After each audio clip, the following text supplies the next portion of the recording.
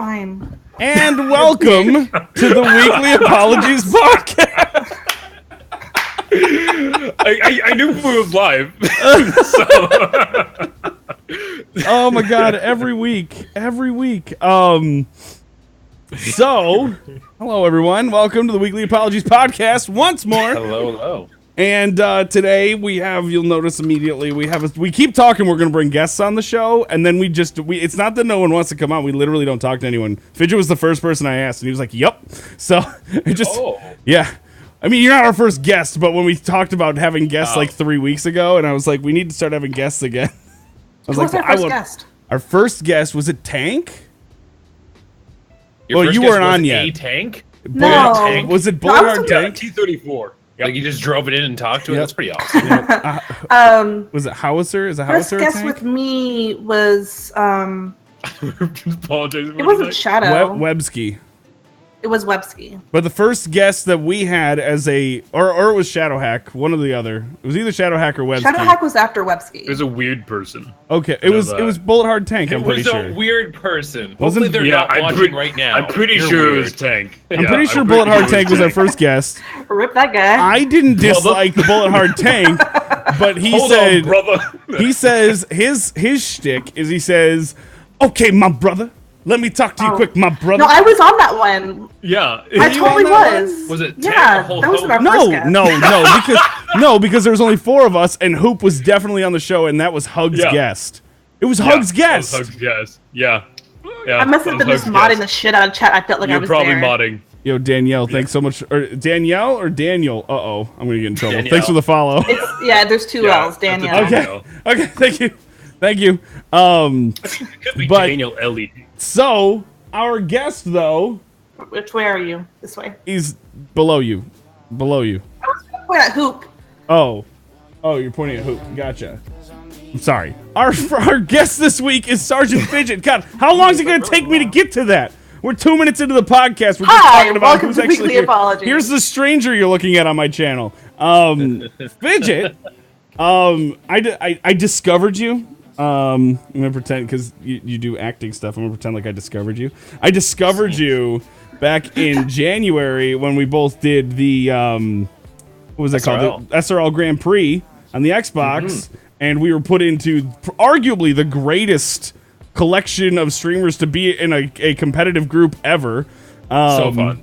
It was amazing because I don't like doing tournaments on Twitch because they take 14 hours and you end up sitting in Discord muted, just like waiting on your stream. Like, yeah, we'll play eventually, guys. You know, I want to start a strike, but I don't know when we're gonna get going. And we just sat there for like 2 hours trying to get this thing done, just laughing the whole time. It was hysterical. And I don't know. Tell them about yourself. What do you do? I enjoy it too. I'm not a competitive person, which is why whenever I play any sort of PvP game, which isn't that often, I'm the kind of person that would rather just get like a group of friends together and just have some laughs, because you know you can get competitive with each other, but at the end of the day I don't really care if I lose or not.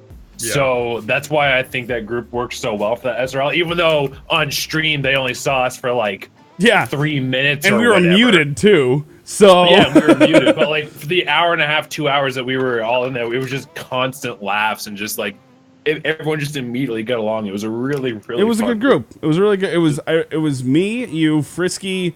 I'm losing his name. Was Birdman in our group? Birdman was there. Birdman was there. Birdman was in the group. Okay, And then there was Josh. Yes, that's the name I was trying to come up with.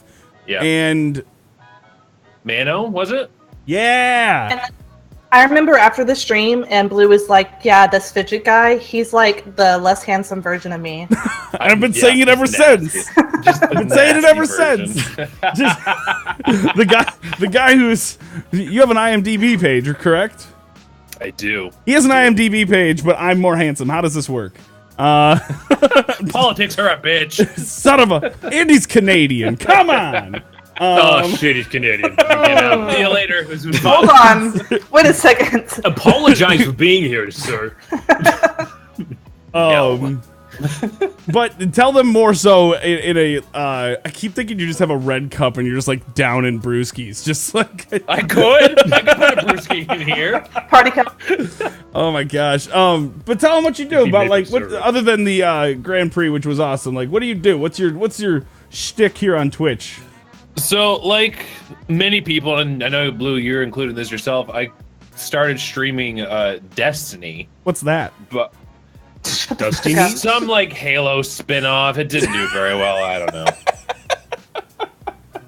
Anyway, I started streaming Destiny, and I was a huge fan of the game. I played it, I think, pretty much every day for like a year and a half before I started streaming. But by the time I started streaming, it was when Destiny was in that lull post Taken King, I think it was. So around like the January after Taken King came out, when I was booting up Destiny to stream. I just heard it for the first time. Sorry, when it came out. It's the first time I'd heard the Canadian. I've watched his stream for hours. Man. I'm sorry. I've watched the guy's stream for hours. Hey. It's the first time I've heard it. Hey, let's interrupt him to point out that he's different. That'll show him. They do it all the time to me. Gee. Wait, hey Fidget. Yeah. Do all Canadians have blue tongues? I do because I'm drinking Blue Ice Gatorade. G Fuel. Gatorade. Gatorade. My tongue is probably ice blue right now, is it? Yeah, Yep. it is. Yep. Sexy. Anyway. Sorry. I was making it with a Smurf before I came here. Sorry. Oh my god. Did you say making it? I don't I know. didn't, but I'll go with that. I didn't know. He made it with the Smurf. That's all the way. Wait, that's what I heard. Baby. Made it with the Smurf. Like that's the weirdest word for fuck I've ever heard. See, I took it differently. I thought he said I made it with a Smurf, and I thought he put a Smurf in a blender. And he Yo, man, a good Smurf smoothie, dude. Goes I down real actually nice. said made out, so I kissed a Smurf, but I'm glad that went in 7 different directions. Oh my god. I got it, dude. I got it immediately. Thank you. I don't know. Thank you. That's on me, guys. That one's on me. Sorry about that. So anyway, Oh, it's good. It's good. It's good. other than the fact that you're Canadian and I feel the need to interrupt you, what do you do on Twitch? So yeah, like I was saying, like I was booting up Destiny and just wasn't enjoying it as much as I used to because there wasn't really much to do with it at the time. At the time, there wasn't really much to do. So that's when I started kind of playing around with other games, and it ended up going really well. I ended up having a lot of fun, and ever since then, I've been a variety streamer here on Twitch. I had my 1-year anniversary January 13th, and it's just been going awesome ever since. I literally play everything. I do like retro games on Sundays, and Blue, I know you do scary streams every Monday. I only do them once a month, and my current one is coming up this Sunday, actually. Outlast 2. Shocking. Yep. Have fun. Have fun. I can't wait. I can't wait. I'm looking forward to playing it, actually. You can wait. I promise. About it. See, Yeah, I don't want to I get got too the- much into that. I got to the first one pretty easily. The first one, oh my god, the first one gave me night terrors. Blue literally had nightmares. Like couldn't- I knows because they're I couldn't sleeping sleep together. last night. Yeah. Literally, that whole theory disappeared except for in Hoop's mind. The only person that still thinks that me and Rams are an item is Hoop. Wait, what? That whole What? that whole conspiracy that went on for a bit there, Oh. and it went away. And Hoop still is I I'm gonna didn't hear carry what on Hoop its said, memory. so- He said, Yeah. he said that you knew I was having night terrors because you were next to me. No, we just have a lot of Twitter groups that we're in. We have 5 of them that were Like what friends do. I know you're foreign to this concept Plebs. of friends, where like they talk to each other. A bunch of plebs. plebs. Plebs. No, here's the thing though: is Outlast 1 was great in terms of being a horror game. Outlast 2 apparently is very frustrating. But I've watched up Frustrating. through. Yeah, Okay, says who? Who's finished it? I don't. A lot of I'm streamers, literally just seeing whatever. it on Twitter. Is people just saying I need a way to finish this game? I don't know what to do. I've watched up to what I've beaten on YouTube, and everyone's having a blast with it. So maybe it turns from where I'm at, but so far, I don't know. When I'm when I'm doing my scary games, I try to go in as blind as possible so I can try to like soak up all the scares. So I haven't even seen anyone play Outlast. I've been avoiding all of them. So this is all news to me. Yeah. That apparently is frustrating. I mean, it was pretty easy once you figured out how the game worked in Outlast 1. It was pretty easy to just kind of just run past enemies because you know they were always just on a route, right? Mm-hmm. You Listen, knew which way you they just were going to handle stress better than me. Also, he's not a 4-year-old inside of a man's body. Shut up! I'm allowed to be afraid of things. Don't make fun of my insecurities It's on hard my to own play a game when you're podcast. under your desk. I don't have Pikachu out anymore. I put Pikachu away because my landlord was in my apartment today, but I have a Pikachu that's this big that I hold on to while I play. Amazing. And I was like, I don't want my landlord thinking I'm weird. But she did finally ask me today what I do. She was like, so, you know, there's this green screen that you can't see, but I promise exists. And she finally goes, so what do you do here? I was just like, My landlords have asked me that before, and I'm like, oh, I broadcast on the internet, and I could tell from the look they gave me, they're like, does he do porn? And I enjoyed it too much to not correct them, so I just let them think it. The only I person don't have a landlord, so. there you go. You're lucky. The only person that ever thought I did porn was my brother, and he saw my monitor set up at a desk and a green screen. He said, do you do porn? And I said, what kind of porn do you watch? Like, is it like, you know, like fucking Star Trek porn? So they're flying through space or something? Like, Oh my god, no. I couldn't figure it out. That's But hot. That's hot. But you do your spoopy stream once a month, Outlast 2, of course. When's the next spoopy stream? Yeah, currently playing through Half-Life for retro. His is Sunday, this coming Sunday. Sunday? Okay. Yes, I do them on Sundays. Yeah, once. So it'll probably be right. What time on Sunday, or do you not have? I'm aiming for between 2 and 3 Eastern. Oh, that's not bad then. We can catch a little bit of that. We do Dungeons and Dragons at night, so. Sunday is my one day of the week where I do afternoon streams. Usually I stream at night. Nice. But Sundays is one of the day where, like, you know, a lot of people are kind of chilling around the house, so I stream early so people can kind of hang out and spend their afternoon, and then still can do stuff, whatever. And it's kind of my day where I can, like, yo, I streamed, but I still have my night to kind of chill. So it's just kind of like a one random day just to switch things up a bit, and I really enjoy them. I like the Sunday streams. Yeah, nice. And so yeah, I saw you. One of my favorite clips of yours was when you were fighting with Zelda. You got into some dungeon where you had to control this platform with the movement control, and you kind of found a way around it pretty easily, pretty quickly. That was, I enjoyed that. Basically, he's flailing around with this thing, and he ends up knocking the ball into the thing in the end where it's supposed to be. Instead of doing the puzzle, he just smacked it around. It was hysterical. So, the backstory behind that clip is I literally just walked into that shrine and someone in chat was like, oh, you're going to be here a while. This one took me a half hour to do, blah, blah, blah. It's pretty tricky. And I was like, oh, really? And so I walked up to the platform thing that you're talking about. And when the clip starts, the ball rolls off. That was the very first time I did it. And that's when I just started goofing around and like swinging the controller and just accidentally ended up batting it over. And I was like, well, that half-hour shrine took me 5 seconds. All right, see you later. Let's go. Great. Why did the latest Zelda like have more spoiler people than ever before? I felt like no other game, every single chat I was in that they were playing Zelda had someone like, oh, this shrine, I remember this.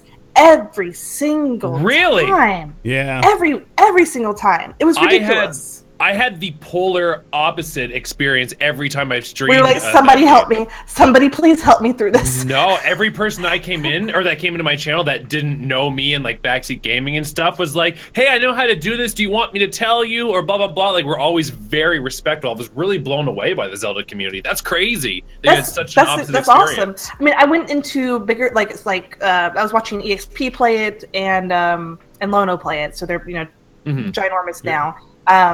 But yeah, their community is just like every single person, every single shrine, everything they touched, talked about, anything was just like, I did this for that. It's just like, well, great. I mean, that is the thing with large communities in general. You're going to get those people that do it.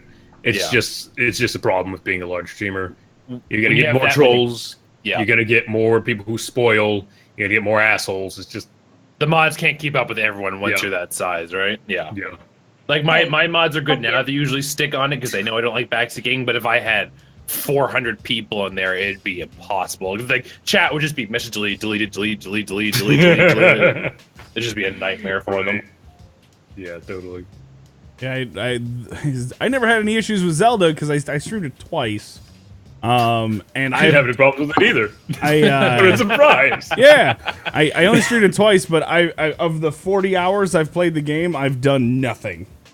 I've done nothing. I just run. I just go. I want to climb that tower. I'm gonna get there. And then I get there, and there's 1,000 wizard things, and I'm like, this is gonna take an hour, and it does. And then I climb the tower, and that's that. And then I was like, oh look, a shrine. Well, what's over there? Like, it's like me when I play. That's not the game for someone with ADHD. No, no, not even a little bit. And so I mean, I'm enjoying it.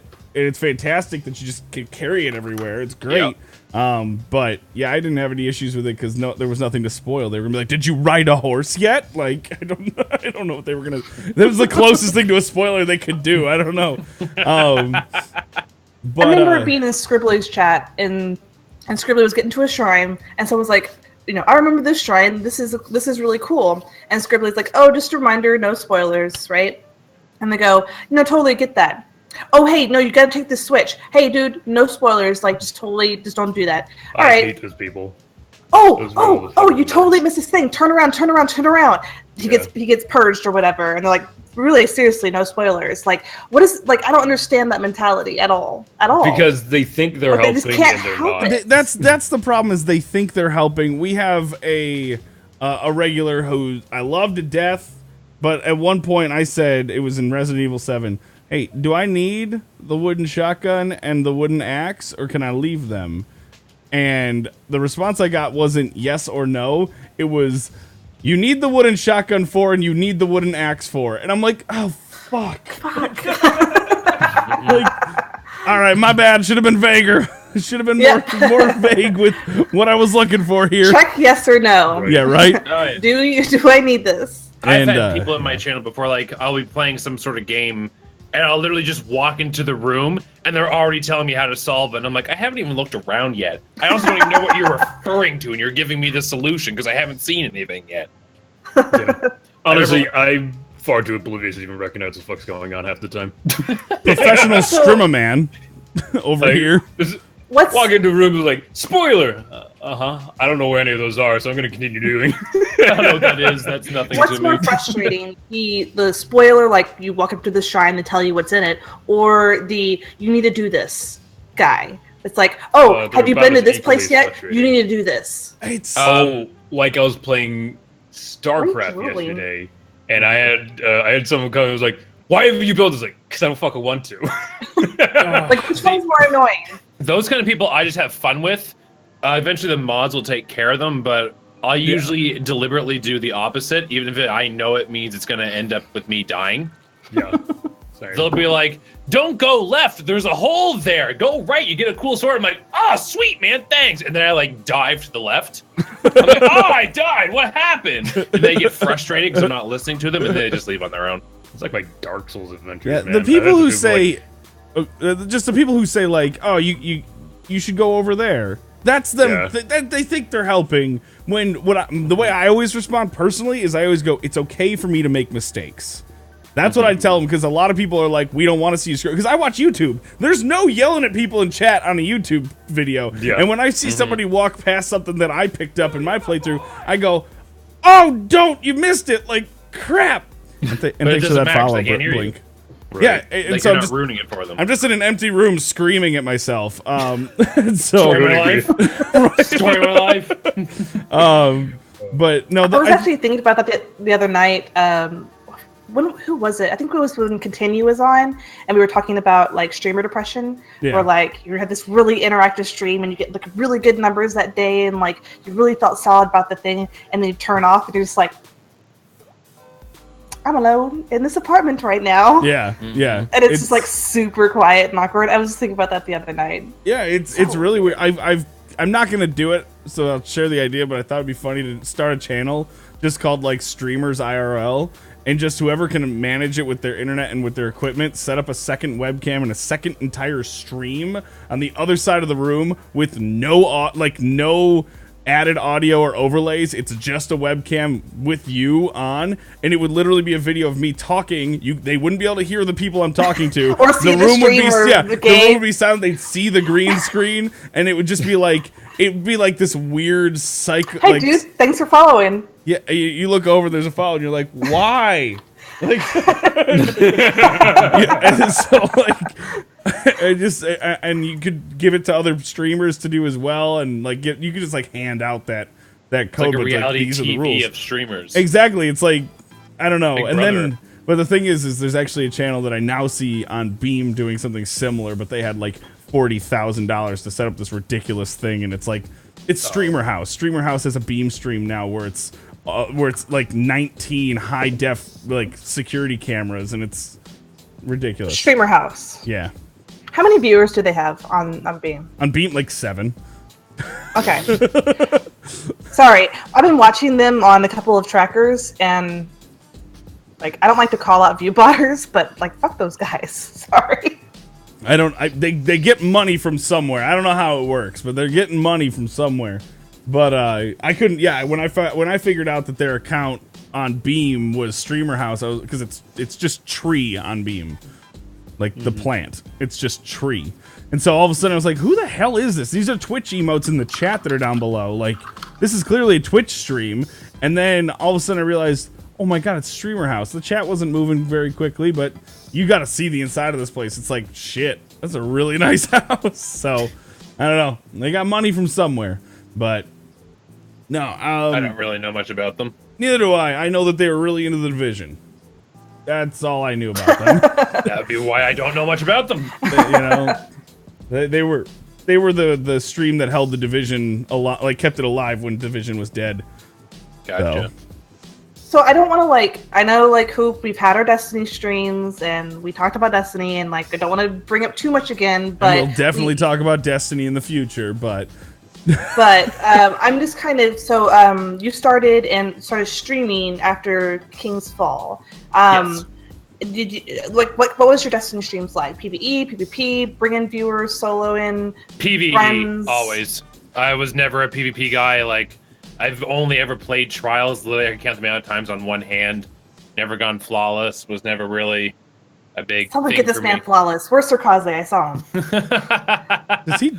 does he do trials? I thought Sarkaze does. No, I don't think he does trials.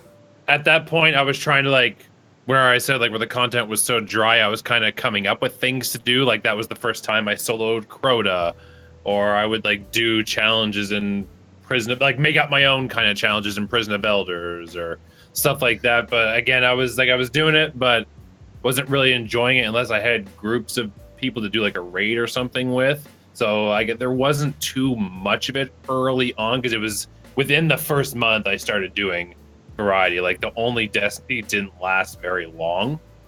Nowadays, if I do it, it's because we've got a raid group together, a set raid group that's going to do 2 raids, maybe 3 if they go quick, and I'll boot it up every now and then and do it and have some fun with friends. But again, I'm at the point where there's nothing else I really need to do in the game, so I'm still enjoying variety. And it's also why, at least to start for Destiny 2, I've only bought it on PC.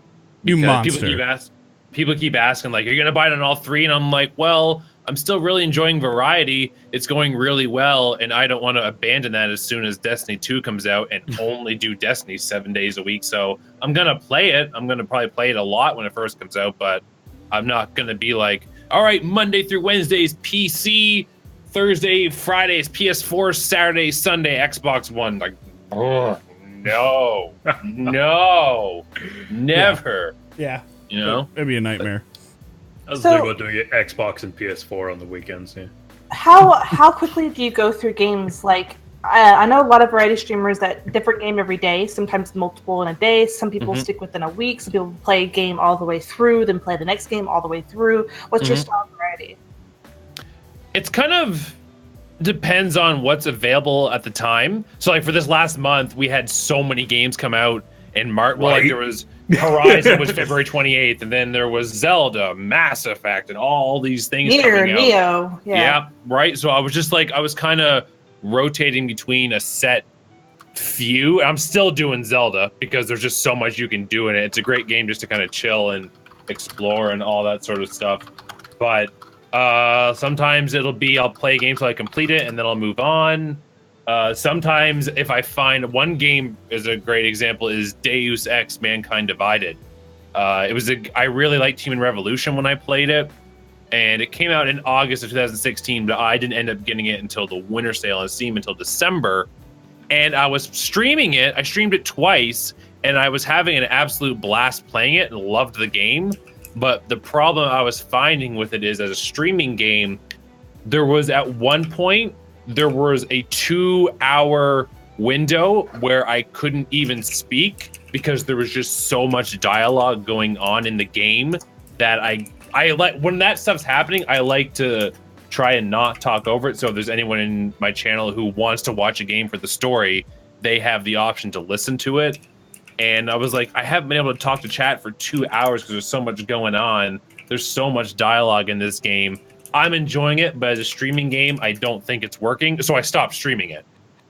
So I try to base on a game by game basis. If it's a game that I don't think people are enjoying, I'll stop streaming it. But with that being said, I've also streamed games that I wasn't particularly a fan of, but I kept playing it until I beat it anyway because people kept asking about it. What the game I'm talking about is Paper Mario, which, funny enough, is how I got started in my retro streams. I kind of did Paper Mario randomly in the summer just as kind of a test thing, and people kept asking me, when are you going to play it again? When are you going to play it again? I'm like, it's a fun game, but I don't know if I really want to play it through to completion. When are you going to play it again? When are you going to play it again? I was like, all right, I'll keep playing it. And sure enough, they kept asking me to play it until I finished it, and that's where the retro streams were kind of born from. So I switch it up a lot, but again, it's always going to be a game-by-game basis on if I finish it or what we end up doing with it. In the end, it's all about what the community wants, right? Have Exactly. you found... sorry, I keep rapid-fire questioning. Sorry, guys. No, you're good. No, how dare you? Yeah. No, Be interested in our guest? How dare you? We haven't had a variety streamer in a while, which is why I'm really interested. Except for Continue, who we've had on twice. That's I feel like Continue's just like a co-host that comes on every now and then. So, you know what I mean? Like that's supposed to be guest. She's like a sister. No, we have the same cat. You didn't like her when we first brought her in, which is funny. I did not like her. Jesus Christ. Fuck, you made me forget what I was going to say. Oh, as far as community goes, in variety streaming, from a business... Sorry, I'm not a streamer. I don't know if you know this. I'm not a streamer. I'm just a mod. I like community building. And I think about, how do you build community within variety streaming? And it's really just you sell yourself when you get to that directory and you find people that are going to attach to you. And then you take them along with you for the ride, right? Yep. Has there been any particular community or game that surprised you with, like, their gaming community as far as friendliness or attachment or things like that? Well, again, I know we briefly talked about this before, but where we had the polar opposite experiences in the Zelda community. I guess maybe I just got extremely lucky, but literally, like, I was getting a bunch of new people in, more so when Zelda was fresh. So when the first, like, 3 to 4 weeks after it came out. I think the directory is a little bit quieter now because either people are playing it themselves or have kind of moved on from it. But when I first was in there, I was getting new people in all the time, and people were excited to see me do things that they've done, or they knew how to do it and they wanted to help me, but they didn't want to ruin the experience for me because they had such a good time, experiencing those things. So they were like, I know how to do this, but do you want me to tell you? Or no, you don't. Okay, I'll just let you do it. If you want to ask, like, go ahead. Like, people were insanely nice and just supportive. And I think that was, in terms of variety, whereas I jump around so much, that was one of my favorite communities that I found in a long time. One community that I don't think this will really surprise anyone, and I don't want to generalize because I've actually met some wonderful people in this community. I don't want to say everyone's like this, but the GTA directory is one of my least favorite directories of all time. How is that not surprising? It seems like a pretty not great. Just from playing the game, not on stream. Yeah, I mean, literally, think about it. It's murder people simulator. Like, I love Murder People Simulator. GTA 5 is a blast, and it's a fantastic game, especially just running through single player, right? Yeah. And I played the shit out of multiplayer. I loved it. And then, like, everyone started playing. This was the last time I played GTA 5. I got to my apartment. I spawned outside. I got shot. Okay. All right. Got to respawned back into my apartment, changed my outfit because, you know, why not? Walked outside, and then I got shot by 2 people. All right. Sounds like Let's you should try bring a gun. Again. I was literally just like in my car, just like, I'm going to go drive to wherever, the gun store. I don't even care. Third time, walked outside before I even like spawned into the world with my car out of the garage. I got shot and killed. And then I turned it off, and I've never played it again. That's why whenever I booted up GTA Online, I always did private, where I was alone with people unless I invite them. Because I knew that would happen. I knew that would happen in a game like that. But for me, even when I was playing like story mode, you're getting trolls making like racist as hell's names, following so the name pops up and immediately unfollowing. All these like, I've had people trying to solicit shit in chat. Like, was it homemade butter? Like, if you give me this money and I'll do this for you, or look at this awesome porn site, and I was just my mods are working overtime and I'm having to like keep an eye on it instead of just enjoying streaming. Like, and don't get me wrong, I've had fun experiences in the GTA directory, but it's one of those things where I'll do it a couple times and then take like 4 months off. Because it'll be good for 2 or 3 streams. Like, oh, they had a couple good times. We'll keep doing this, and then I'll get one stream where like all the trolls come out, and I'm like, and I'm done with that for a few minutes. We'll come back later. We'll come back later. It's a very real question though. Did any of them try to sell homemade butter in your chat? Homemade butter? No. It's literally a rule in my chat that you can't sell homemade butter. Please make sure you read the chat rules, guys. Because that was a real thing. Someone came in, was very friendly, and then was like, by the way, is anyone interested in buying some homemade butter? And I was like, excuse me? And they're like, well, it's not in the chat rules, so I figured it would be okay. So he's got a point. It's been in the chat rules ever since. That's amazing. Homemade butter. So Couldn't good. believe it. I was like a little bit of me almost said, yes, I would. I would like to buy some just to see what that was all about, but... What flavors of butter do you have? My thing was like, okay, so you sell homemade butter. How do you ship that to people? Like, I live in Texas. Like, you can't sit outside my door for more than 5 seconds without melting. Yeah, I think you're just shipping on ice. You really refrigerated ice. shipping. Ice melts. That's why I said to make sure it's really cold. They're called reefer trucks. I'm just saying. Not a cold. So, but if you're selling homemade, that's what they're called. They're called reefer trucks. I'm not making that up. Okay, you're selling homemade butter in a Twitch chat. How many of these trucks do you own? You just go and ship it. Send it through Amazon. It's not that hard. You go to Amazon with the homemade butter and you say, "This needs to stay refrigerated. I'd like to put this on your website," and then people go and buy Ram's homemade butter. From Amazon. Yeah. They can get one of those buttons. Worst name. They can get one Ram's homemade butter. I'm okay with it. You get one of those buttons so every time they run out, they can hit the button and they'll send them more. Oh my god, fresh butter's on the way.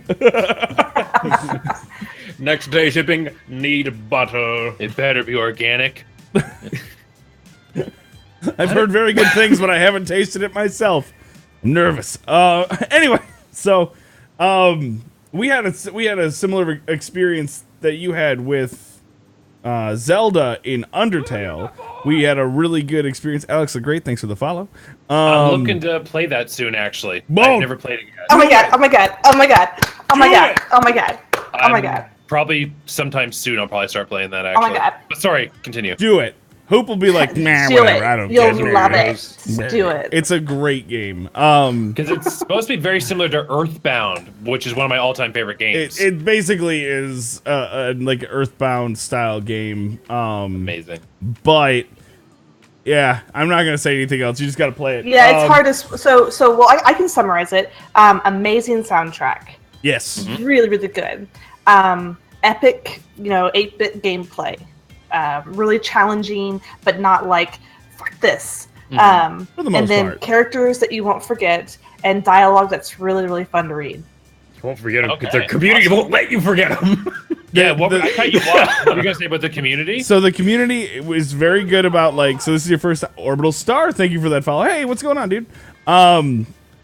This is they're very supportive in this is your first put Virgin Run or first playthrough or something, and they'll come in because they just want to watch your reaction to things because you won't know what to expect.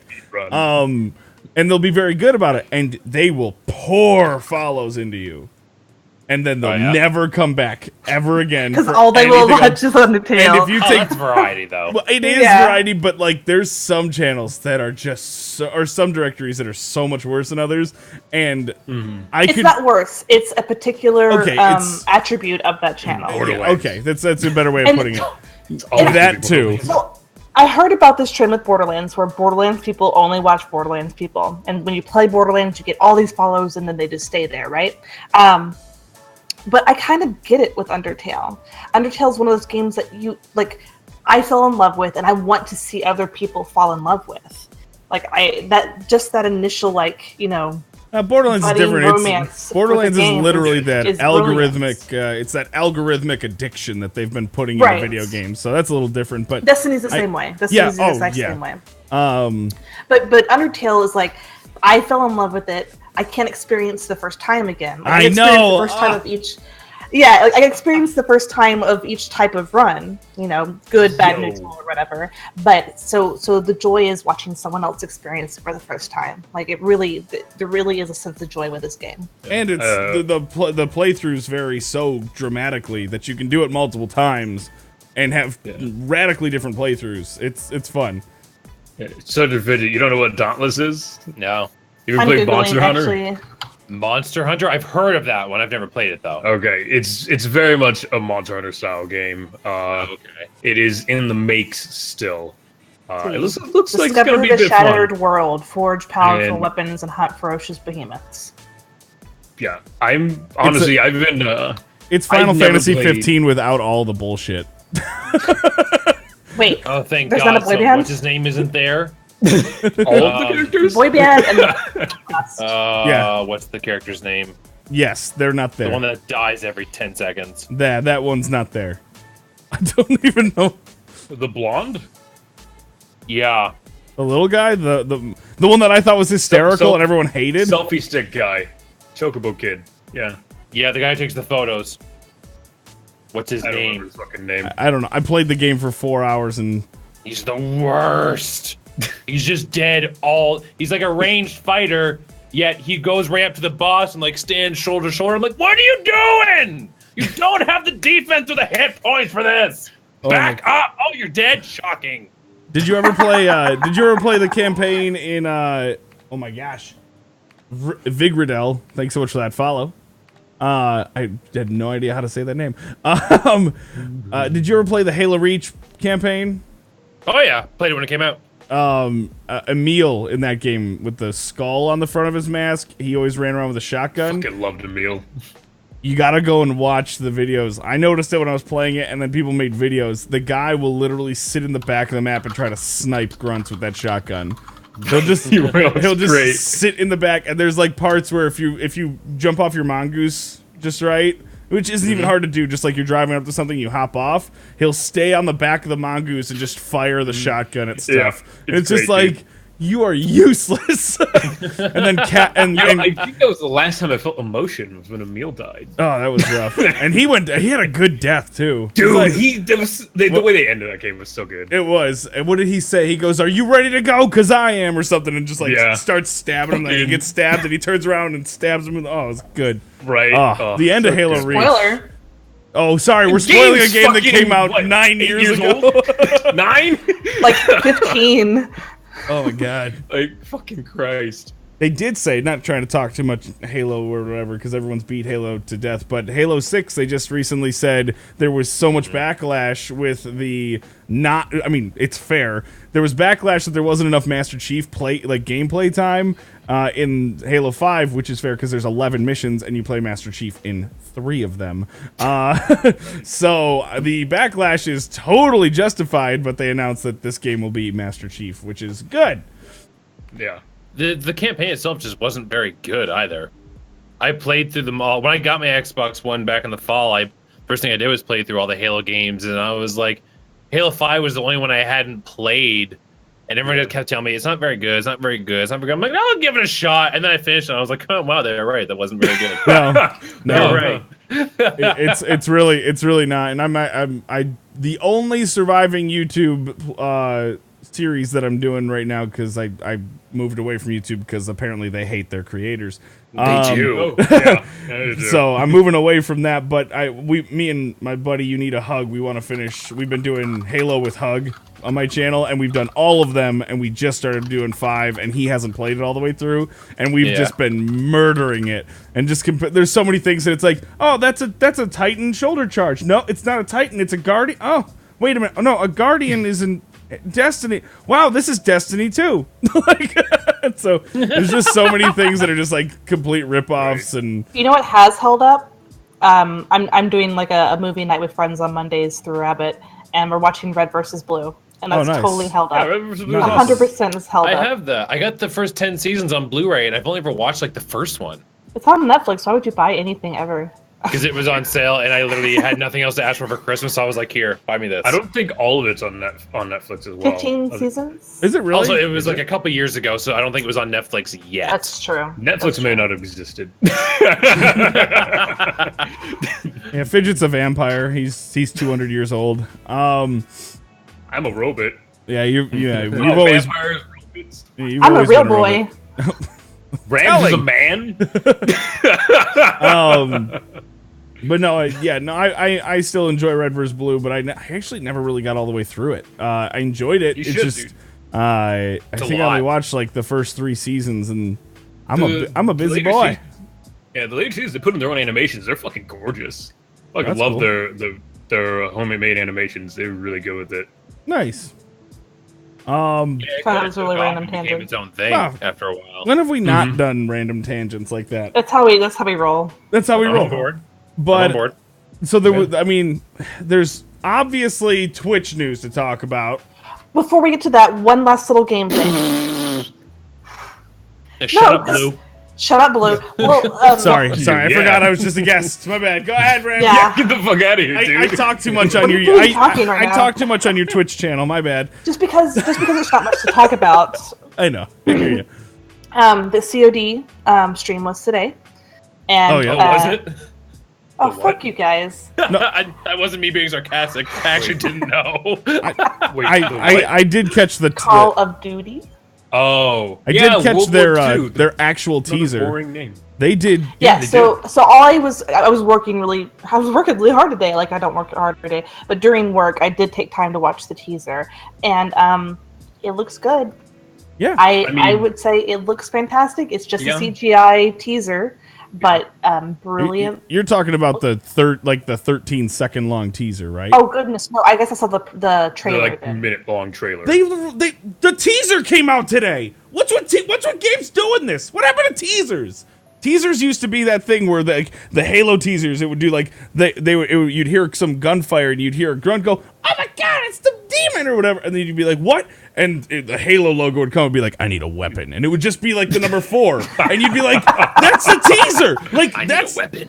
That's the teaser for the game, and now it's like a trailer today. Yeah, jeez. Yeah, but a minute and a half or something of non-gameplay. They did show some gameplay, but their stream was terrible.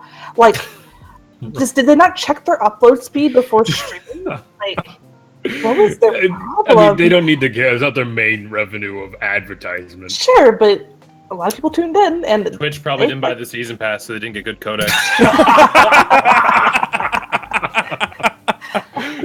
Oh my god. Well, now because of that though, now we're only going to be able to stream the first 20% of it, and we're only going to have gated time that we can play every single day. Persona 5 joke. Hold on. Are you going to bring that up? Are you really going to bring that up right now? Because I'm pro I actually heard the other side of the argument and am adamantly against what they did now. And let's argue. One line. Here's the only line. No one is forcing you to turn on that stream. For sure. That's it. I don't want to see no one Outlast is making you watch it. So I don't go to the Outlast directory. And guess what? I can't. But Persona didn't do. Okay, but Persona didn't do it for spoilers. That's not why they did it. It's an advertisement thing. It's purely advertisement and marketing on why they did that. Yes, they can say like our story is so good, we don't want to spoil it for you, which is enticing. Especially for the game like Persona that's known for a good story. They're not truly concerned about spoiling the game. But they're not. Here's the thing. I'm not upset about it as a streamer. I'm upset about it as a viewer. If you wanted to watch this game, now you gotta wait. And that hurts the viewer. No. That's the same reason why I think they gave plenty of hours that you're allowed to stream where you could still get a feel for the game and see if you wanted to play or not. Most people that view a new game, sorry, I'm drinking a lot of beer, don't view more than about 15 minutes a day for the first week. Period. I thought, honestly, I've never played Persona, and it made me go, hey, like I just as a content creator though, I think as viewers and consumers, I think it was good. I heard an uproar. So I don't know what side of it you're on. I heard nothing but people being mad about it. It has great sales numbers. Because it's Persona 5. People love the Persona games. Like I said, people bought it before the news came out. Seriously, if Destiny 2 is stick figures, it will have record-breaking numbers. I'd buy it. I'd actually probably be more interested in knowing what they did. Is Orbital right? Hoop. Is Orbital right? Was that actual gameplay that we saw? What? The Call of Duty? I mean, it was labeled, if you look at the bottom of the screen, it said actual gameplay. Oh, well, I wasn't paying attention to that. It looked CGI like movie. Well, it's Activision. It's going to look really good. You say that. He said it's going to look really good. Sure, be really good. But every single instance of games, even the most renowned games for graphics, especially in faces, they're like, oh, they really nailed it. I've just been like, no, they didn't for me. Like, okay, yes, everyone had it under control until Mass Effect, and it was like, wow, that's what I was looking for this whole time. Yeah, that's what I need. No, it did look. I mean, it looked like the best graphics I've seen for. I mean, have you seen what's the newest one? Where's my light? Call of Duty in Space. That one looks pretty good. It's beautiful. It does. It looks really good. It's just nobody played it. No one I would actually say go turn on a Halo 5 campaign stream sometime or a YouTube video. Yeah, the Halo 5. Holy shit! I forgot how good that game looked. So Flesh, I love you. But most people that are watching new games on Twitch are still not going to consume that game. They're not going to purchase that game for at least a month, and that's proven. The whole like I'm not going to watch this for spoiler things doesn't even exist because most people do not purchase that game for a month or more when it comes to Twitch viewers. Which Twitch viewers is a very tiny percentage of gamers in the world. Most people that are going to purchase the game, purchase it, pre-order it, and purchase it within the first 2 days.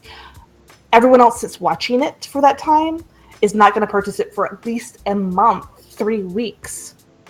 I had a lot of people over the month of March because so many new games were out say, Fidget, I want to say hi, but I can't say because I'm avoiding spoilers. I think that the Switch games are an exception to that. I had that in Horizon a lot too. Yeah, Ram says it didn't watch a single second of me playing Horizon, claiming that she wanted to go into the game blind, and she is never going to play that game. The reason I didn't is I literally heard the last hour or 2 hours of gameplay was strictly like cutscenes and story, and I was like, nah, fuck this. It took me 35 hours to get there. It's a great game. I have another game that is my love right now, which what's that? Came out at the same time. Nier. Oh, I think Nier is game of the year. I think it's the guy one of the who best did. I got to point this out. I know we're not talking Destiny, but there was a Destiny the final review put out by I forget what his name is. If you search Destiny final review on YouTube, it'll come up. It's like 45 minutes long, but if you like that game, watch it. It's beautifully done. He literally said in the beginning, everyone reviewed this game in the first week that it was out and shat all over it. And nobody went back to look at it again. And this game deserves to be looked at again. It's one of those games that said, we're going to fix it, and actually did. And it's well done. And the same guy did a YouTube video that... I'll wait until Rams is back, because this is pertinent to what she was talking about. But he did another video that was called The Masterpiece You'll Never Play, or something like that, and it was about Nier. So, yeah. You know, obviously people think very highly of Nier, and I get that. But I will say about... Horizon, I hadn't touched it in about a month, and over the weekend I was waiting for Late Shift to download. Fidget, play that. Late Shift? Late Shift. You can get it right now pretty cheap. I got it for $15 with PlayStation Plus, but it's on PC. I guess I heard someone say they got it for $11 on PC. It's a movie game. Oh, I was actually watching a streamer play this like 2 days ago. I didn't know what it was. It's like a variety streamer that I follow. Great. It's like a movie. It's like a movie night, but you can stream it, and you get to choose what you do. We played it through 3 times for 3 different endings in about 3.5 hours. So much fun. Each playthrough is like an hour long. Then the first one was the longest. Someone said the longest playthrough they saw was 2 hours, but I don't think that any playthrough could get. There's still a scene that I haven't seen, so maybe that scene's 40 minutes. I don't know, but like, is it worth playing through multiple times in one stream, or is it going to be like only a small cutscene here and there is different? If you were as enthralled with it as I was, right, getting all, because there's 7 endings, I have 3 of them, and there's 14 scenes to unlock, and I've only seen 13. I've only seen 13 scenes of the 14. And the third ending we got was the one that made us all go, oh my god! Like, you know, we'd already been through it. In the first playthrough, I didn't even know this. I had the perfect run the first playthrough, and people were like, who were from the directory, were just like, have you watched this game? I'm like, no, I just bought it because someone said it was good. And they're like, that's the ending everyone's trying to get. So I was like, yes! Now we get to go fuck shit up! And it's really neat seeing how it goes, because little, like, minute things change as you go through it, and you're just like, that's different this time. What did I do to get that? And so it's fun. It's like those PC games from the 90s. And what I've been telling people is, if you're not a streamer or you don't want to stream something like this, date night. I think that I'm being serious, anybody who's not a boring person to date would enjoy doing this more than just like watching a movie, because you actually like pick what you want to do with the next scene of the movie. It's neat. I threw it on my wish list. Boom. It's cool. How much is it right now?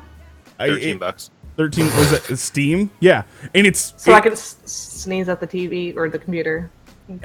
It's literally... And, like, the transitions are seamless. It's like those PC games from the 90s, but it's a 2017 rendition. It works really well. And the story is enthralling. Anything that we recommends has to be a story game. Well, it's literally... literally, people were coming into the stream saying, why are you streaming a movie? You're going to get in trouble. It's a movie. There's no gameplay. You're just it's a live action Telltale game. Okay. And it's just neat. If you're looking, we did a movie night for the first time 2 weeks ago, and it was awesome. But I can't do it every week because people will get super burned out on that. And so the next week I was like, this looks awesome. Let's do this. It was awesome. Late Shift is what it's called. Yeah, Late Shift. Super. Yeah, late shit. Late shit. Late shit. But it's a very... I enjoyed it a lot. Like, basically, the premise, and I won't give anything away, but you're a college student, and you work the late shift at a very high-end car garage, like parking garage, where it's all... Like, the car they keep showing is a BMW i8. There's Maseratis, like, really high-end stuff. And a thief, robber, or something falls through a vent, breaks his arm, and makes you be his driver. And you make choices from there. You can involve the police. Cool. You can not involve the police. You can just decide, I'm a robber now. Like, there's all sorts of stuff that you can choose to do. There is a girl to woo. So there's all sorts of different directions. But can you set up a shop in Whiterun and never leave? Set up a shop and Whiterun and never leave? No. So there isn't And endless become a city gameplay. guard? Oh my god. But Fine. There's a small amount of people that completely get that joke. Yes. And I love you for it. well, I mean, Skyrim people. I understand that joke. There was that guy who's been working as a shopkeep in his Skyrim game forever. Yeah. He like went to Whiterun and was like, "Oh, this is what I do now," and that's all he does. Yep. It's kind of like those people who do the pacifist playthroughs of Skyrim. Get the fuck out of here. It's Whenever they do like calm animal on like Draugr, I'm like, fuck you. Fuck you. I hate you so Kill it. much. Kill it. right. Kill the player. Fuck you. You're doing this wrong. I hate to tell you that you're gaming wrong, but you're gaming wrong. Slap them, take the game away. Right? What's that game you love? The rolling the ball one, Rams? What's it called? For God's Calamari Adventure, whatever. Katamari. Katamari. If you don't want to kill the Draugr, go play Katamari.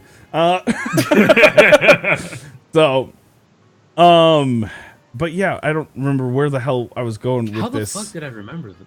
But Like, even the, So yeah, I Calamari was talking about is COD, and we squid. got I know calamari is good, but I'm like, it was like that's literally the closest word you get to calamari. How the fuck did I remember that was even close? If anyone's curious, Katamari Damacy is Rams's favorite game.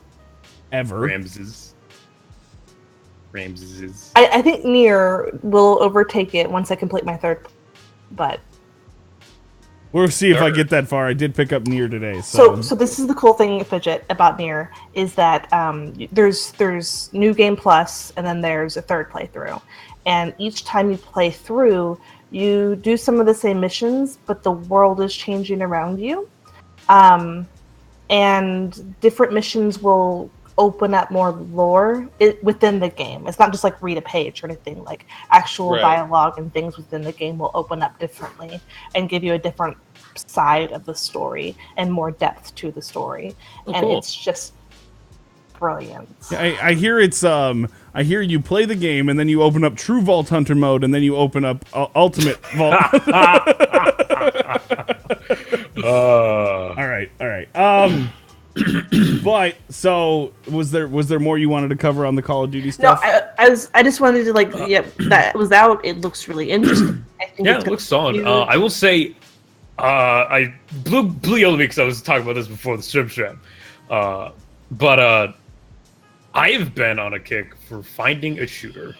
I don't know. I jumped into Warface. Someone the other day be like, "Hey, you ever played Warface before? You should play it sometime." I was like, "Fuck it, I'll download it." And I hadn't played it since it released, and it was awful when it released. I played it last night, and I swear to God, dude, I had like some of the most fun I've had in a while. Just run around, just shoot people. Like, I need to find a shooter, and now I'm literally on a kick to go find. I just finished re-downloading Blacklight Retribution. So chat. What's your favorite shooter for Hoop? Right? Yeah. Not CS:GO. I swear to God, if people say CS:GO, I'll stab you. CS:GO's not a Dude, shooter. It's a clicking simulator. I'm sorry, it's not a shooter. I'm sorry. It's how fast can you click in the right spot. It's not a shooter. Yeah. I played that like a brain game. Yeah, exactly. Except now it has a gun. Yeah, and I should say not hero shooters, because Overwatch is a shooter, but I have Overwatch. That's a different category of shooter from like Warface, Blacklight, Call of Duty, which honestly may drive me to buy the new Call of Duty. I haven't bought a Call of Duty since. Nothing will ever top GoldenEye. Have you ever heard the things where people are like, if you don't have nostalgia for GoldenEye, don't play it? Have you ever heard these people talk? Only paintball mode. Rams cringed when I said GoldenEye. I'm ready to leave. The other thing I've heard too about GoldenEye Mom, let me leave. I forget who was talking about it. It might have even been Donkey. I don't remember. Someone was talking about how GoldenEye, if you play it mouse and keyboard, fixes everything that was ever wrong with it. So if you find a good emulator for GoldenEye, try it on PC. There's a Valve version of GoldenEye. Oh, is there? For the multiplayer GoldenEye Source, it's free. Oh, nice. Yeah. And it's literally the multiplayer on the Source engine on your computer. There you go. I guess I guess it like fixes all the issues that were. I never played GoldenEye as a kid. I played. I don't know what issues you're talking about. The game is perfect. And then it gets worse. You ready for this to get worse? I never played GoldenEye as a kid. I didn't play GoldenEye as a kid. So I got the Xbox 360 remastered edition when that came out to play the game. I had no idea. No. Nobody knew it was going to be that bad. Imagine for a second, if you will, if the Final Fantasy VII remake is as bad as the GoldenEye remake was. You know what I'm saying? Like, that's what everyone was like. Square Enix is going down the drain. Everyone was like, GoldenEye remake. Oh my god, this is amazing. I can't wait. And I went to Redbox the day it came out, made sure I grabbed that shit up. I got like an hour in and was like, this game is terrible. I played the damn level, got to facility, walked around for a few minutes and went, nope, and just shut it off and never booted it back up. Yep. No. It's like sneak around. And I was like, can I just blow up the gas tanks and talk to Trevelyan? I'm done with this bullshit. Get me out of here. Yeah, and they like added in different soldiers that were just there to die and stuff, and it was a hot mess. I had nothing to compare it to, so like I didn't know what I was getting into, but I don't know. It was just that was my first introduction to GoldenEye, and when I tried to, someone had the actual like original GoldenEye on what was it, N64 or whatever it was on. Yeah, I have it here somewhere. And we sat down and started playing it for a little bit, but you know, like when you're like with your buddies drinking beers, the controls are dated, but you also, I play video games with my friends for like 8 minutes and then we go drink beers at a bar. Like I can't relax and play video games with friends anymore because I do that every day here and I enjoy it. But now my relaxing is like, hey, let's like go breathe air that trees made with oxygen, like instead of sitting in apartments and dank basements. Like let's. I have a plant in my house. It works. Oh, nice.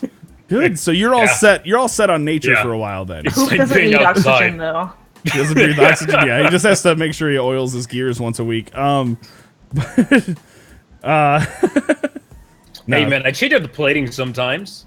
It always stays black, but I change it. Because you're black. That was a shirt reference, actually, asshole. Oh. Now he's a racist. Oh, what, for pointing out his skin color? I'm a racist. What kind of world do you live in? I never know what camera to point at. They Stop see having me, multiple cameras. They see me in this camera, and the stream sees me in this camera. Just point at both of them, Blue. Just point at both of them. You can't fail if you point at both of them. You're the racist.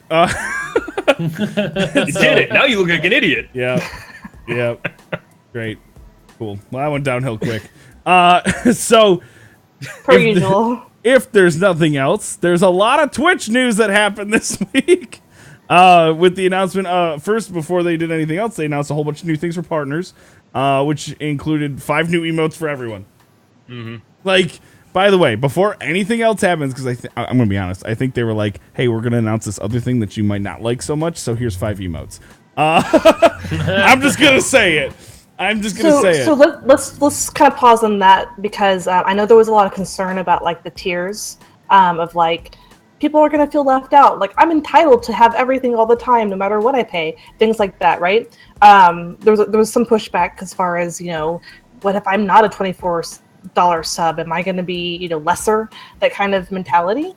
I've seen some really cool takes on how to approach that with people's communities, because it can be weird for some streamers as far as, like, I do have sub benefits. Should I have more for the people that pay more? Like, that is a decision that streamers are going to have to make. And I think most decided not to do more for the higher subs. It's just, you can contribute more if you like us, you know, that kind of thing. My favorite so far, as far as, it's not a benefit, but it's a way to approach you can get extra emotes if you pay more, is that for streamers that have not capped their emotes, they can use their extra slots as a preview. Once we unlock the next step, here's a preview of the one that everyone will get. Right now, the $10 and the $24 guys can get these emotes instead. Yeah. And it sort of cycles through. Yeah, that's been kind of the popular one going through. I think that's a really, really smart approach for a lot of streamers, and I'm really I'm not like proud. That's a weird thing to say, but like I'm glad that that a lot of streamers. Proud is something that mods feel for streamers, so like that's a weird thing to say. My but mods like, don't feel proud of me. Your mods are sadist. Anyway. They are. I have the two of them here. Flesh Draven, looking at you guys. Yeah, that's the one I'm looking at. I think that was a really cool approach. It kind of sucks for the people that have capped because that's not there. Although now they have the flexibility of rotating. I'm pretty sure you get if you get into the beta, you actually get 7 new emotes. I'm almost certain because I know a couple partners who were talking about this. I haven't heard that. You actually get emote slots for that. I've only seen the 5, but the higher level tiers count as if you sub for a $10 sub now, you count as 2 subs towards your emote count. If you sub at the $24, you count as 6 subs towards the emote. Instead of 5, you actually Only get one an extra person. sub count for it. So now there are streamers that are already reaching new emote goals and unlocking more just because of the higher level tiers. So I have not heard the 7 thing, but I have seen people now unlock more very quickly because of the higher tiers. Which and as far as how you put this, it's a microcosm of economics worldwide, or at least in the United States. They said, "Hey, you all get more emotes," and all the artists said, "I can make more emotes." $25 a piece. And so it's kind of like how you create jobs in the real world. The Twitch is actually helping to create jobs within their own community. Because I've been trying to talk more and more about, and I don't know, I was listening to a podcast or something where they had a couple guests on, and everyone was talking about, well, the podcast community, and that person's community, and that person's community. Oh, and I really enjoyed the community of Zelda, and I really enjoyed the community of Undertale. You know, I'm using our examples now, obviously, but I heard the word community about 30,000 different groups of people, and I was like, you know, we're all part of the Twitch community. Let's start talking about the bigger whole of the bigger picture here. Because at the end of the day, we're all one big Twitch community. If somebody attacks Twitch, it's not like, well, yeah, but you know, the Zelda people are just not part of that. They're on Twitch, yeah, but they're not talking about them. No, we're all being talked about. And so I've been trying to talk about it more as a whole, and Twitch offering up more emotes actually helps the artists of Twitch and their creative directory have a little bit of a bump. Hey, I remember I clicked on someone's stream the other day. It was probably like a month ago. BroBQ hosted the guy who was making his emotes while he was making them. And I knew that it was BroBQ because it was a smiling sausage. So I was like, I'm gonna click on that and watch this guy make emotes for a little while. You know, it helps. And the other thing that I got 6 whispers from people saying when I was modding in a bigger channel that said, "Hey, I don't know who does so and so's emotes, but just let you know, I do graphic design. Could you talk to this person and let them know?" Spawns here. Let them know that I could do their emotes. Like, yeah. It's a really big conversation right now on Twitter because of the Twitch directory, and I think that's a really cool thing. And oh, she thinks she's muted. But the other thing that's really cool is that they made it so that they unlock one at a time at a much quicker rate instead of giving you these bundles at these high numbers. Now, because let's be realistic, if you guys have ever played I don't want to say statistics game, but if you've ever played the game where it's like, well, I really would like to hit that next tier of game with subs or follows or anything, it's a lot easier to say, I'm trying to hit my goal of 2,100 follows instead of trying to hit my goal of 5,000. You're way off on that. And if you're 10 away from 2,100, people are going to be much more apt to get involved, you know? And so now these partner streamers can say, we're trying to hit, 430 subscribe. I don't know what the numbers are. Don't yell at me. Triggered! But I think it's easier for people who only are 20 subs away instead of 200 to hit these goals and grow their sub count a little bit. So I think that was another amazing thing, and that was one of the least talked about things that came out. And then there's the partner badge. Am I the only one that wants to talk about the partner badge? Because if everyone else has blacklisted that from their conversations, I can't seem to get anyone to talk. I can't seem to get anyone to talk about this thing because they're so afraid of just getting destroyed. Like, some people like it, some people hate it. I don't give a crap about it. You want to be a partner and show up my stream? I don't care. Yeah. People who watch my stream because they like me. They're not gonna go like, oh, partner, I gotta go, guys. Gotta go. Sorry. I'm leaving, never coming back. I don't give a shit about it. You can show up with your partner badge all day. And I don't disagree with that.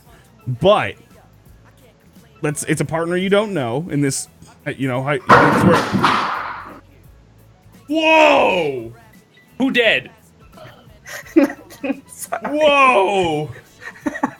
That was like I unmute and, like, the Hanna-Barbera. loudest thing happened. That was like a Hanna-Barbera recording of things falling over for Tom and Jerry. Like, what the hell?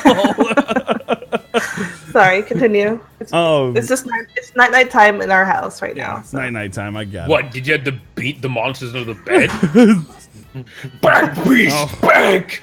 Whack. That just brings me back to the stream earlier before the podcast. Oh, that game is so cool, but so weird.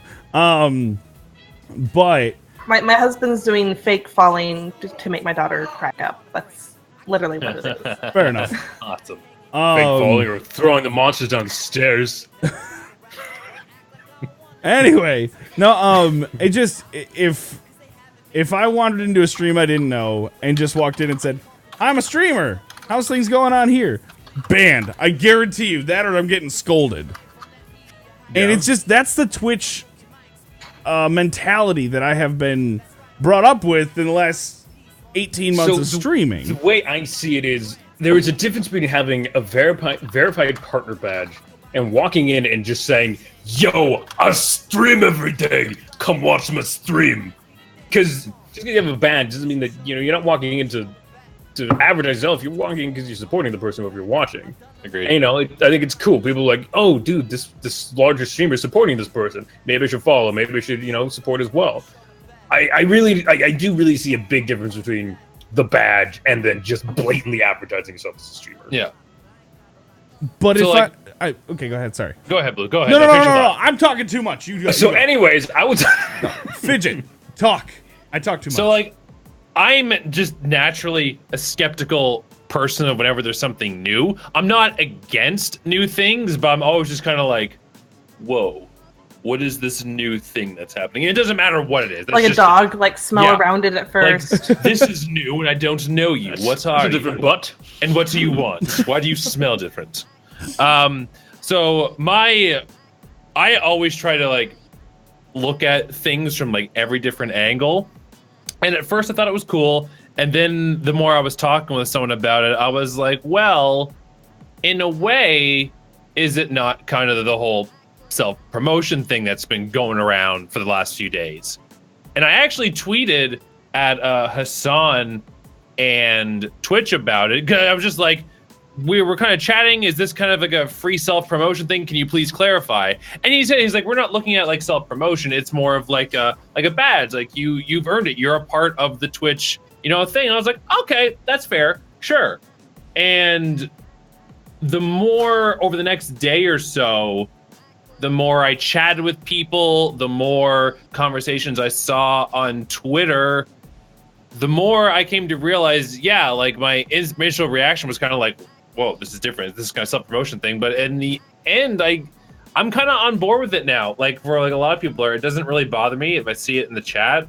The point that really, two things really made me change my mind. One was when someone talked about how, does that mean that streamers aren't allowed to use their own emotes because that's kind of self-promotion? I was like, that's actually a really fair point. Again, which not is why the same thing at all. But that's the one thing. That's one argument that I can't get behind at all. It is not even close to the same thing.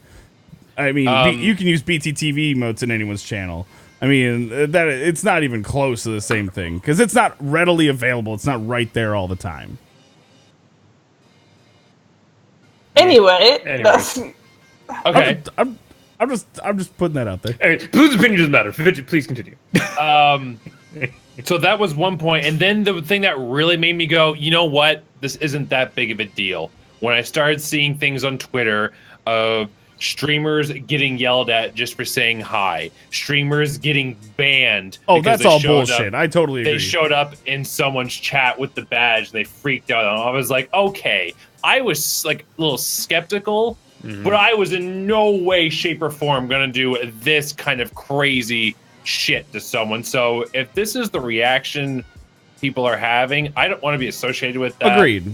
I don't think it's as big of a deal. I think a lot of change in the internet, people are kind of like, whoa, but at the end of the day, I've had it happen in my chat already, and people didn't leave. whoever jumped into your chat that was partnered and showed the badge, right? Had they come in before? Yep. Did other people already know that they streamed when they came in before? For sure.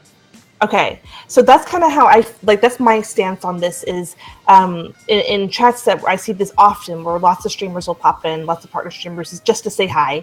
And whether or not even just saying hi is self-promotion or not, that's a whole different conversation, I guess. But you see so-and-so who's partnered and a friend of the streamer that we're watching, right? And as a mod, I'll shout them out. Because that's what, that's part of that culture. And everyone already knows they stream. Barbecue is an example. Oh my god, I just dropped my mic. Rip the audio. Sorry, guys. Gotta restart the whole podcast.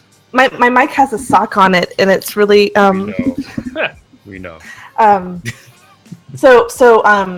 Barbecue's example. He will pop into the stream that I mod for in the mornings, and everyone knows Barbecue. It's not a secret that he's a streamer, and we shout him out because he's a friend of the stream. And now he just has a check mark, right? And fill in the blank with whatever partner streamer, right? The reason that I'm for this now, to me, it's a neutral thing at that point. Like nothing changes as far as my interaction with the streamer. I'm not going to jump into the stream. I'm watching the streamer, and I think that a lot of people feel that way. Like, oh, that's cool. So and so stopped by. All right, let's keep watching the show. I think that's how most people view it. The reason that I'm for this, like adamantly, is because there are impersonators out there. There's a lot of impersonators out there. Very, very similar names to the effect that they create Twitter handles and get follows from it. They get Twitch follows and Twitter follows from being impersonators. And that pisses the shit out of me off because they're getting away with it. This is a way that they can't get away with it anymore. Period.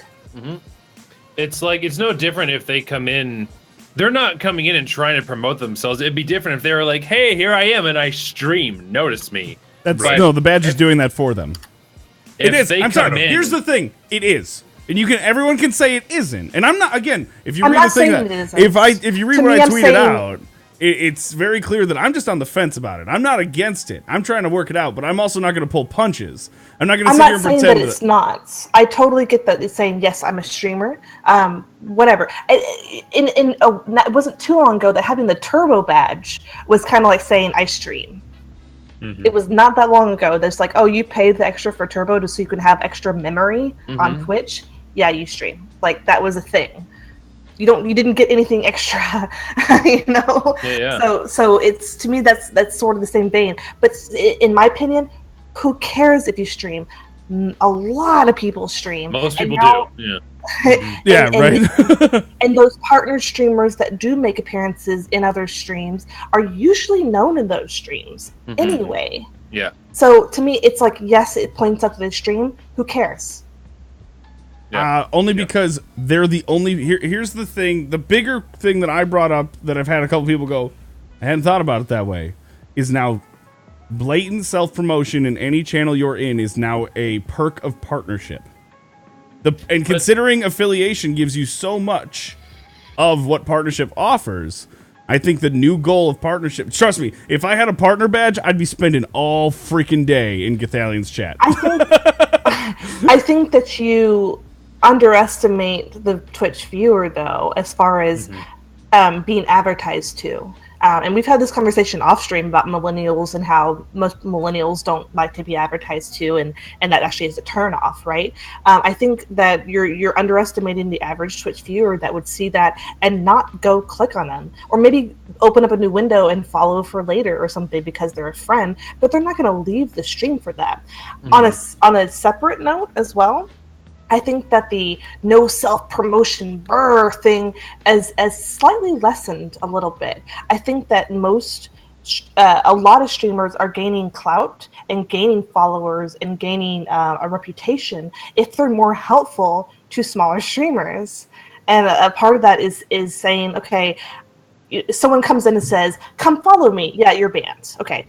But someone says, hey, what kind of camera do you use? I use this.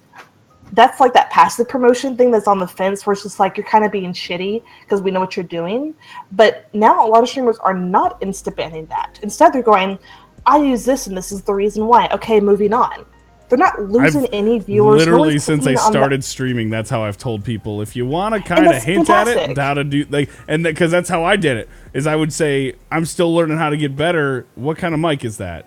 I wouldn't even say that. I would think to my forward about it. Yeah, I get that, but I've also been yelled at, seen my friends get yelled at, all this other stuff for like accidentally self-promoting. It's like a big giant. Sure. The first time, if he's ever on, we'll have to ask Hug to tell the story. The first time that I ever went into Hug's channel, I was literally commenting on his gameplay. I was like, my God, I have a long way to go, because he was so much better at Borderlands than I was, and he thought that I meant as a streamer, and I was looking for promotion. Not the case, but that's like where his head jumped to immediately, and I'm just like, because that's the way it is. And I recently wrote a chat that I see, like, it doesn't matter, self-promote here, we don't care. Someone was like, well, actually, first rule of learning how to stream is I wouldn't promote yourself in chat so much. Second rule, like, and kind of going through it like that, and I was like, that's still the mentality. And I keep seeing a lot of people saying, I think that it shows, if the partner wants to come and support your stream, I think it's important to point out that. I'm like, why are we, like, they're just people.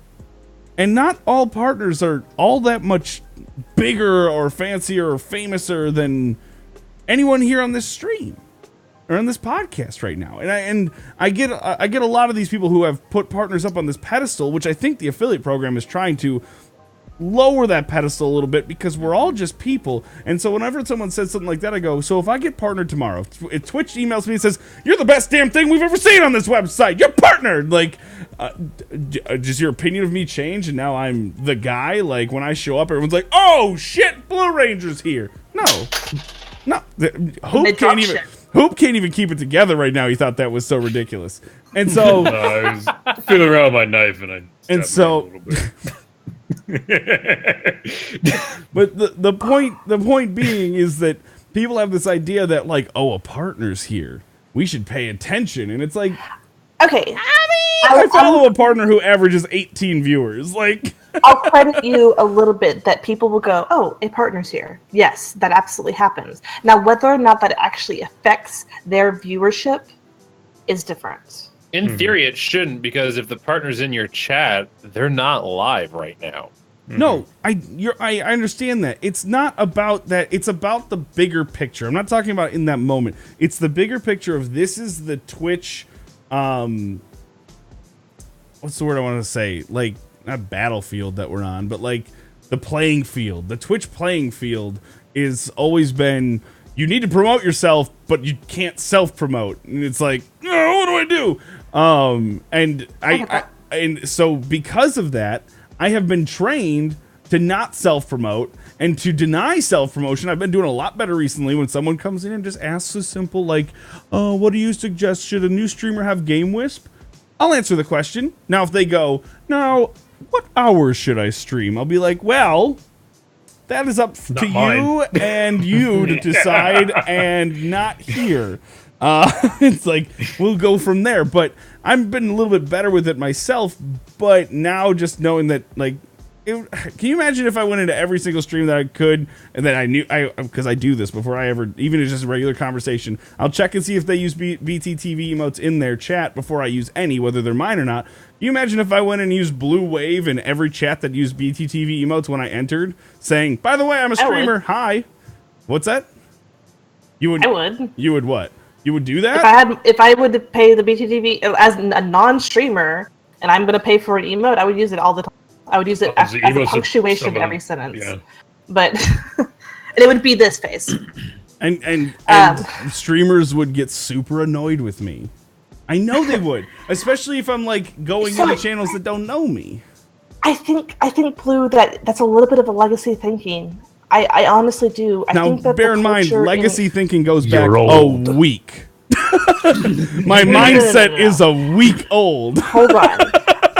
So my argument is that the times. I know. Son of a bitch! I should have played the original 007. Crap. My train of thought here, and my perspective on this is that over probably, I'd say, 6 months max. so maybe about 4 months with really going. I feel like across Twitch, and I watch variety streamers with an emphasis on Destiny, but variety streamers mostly. I do feel that most streamers have turned off, and I've actually heard people speak about it. Like, I'm not going to ban that, or mods unban that person.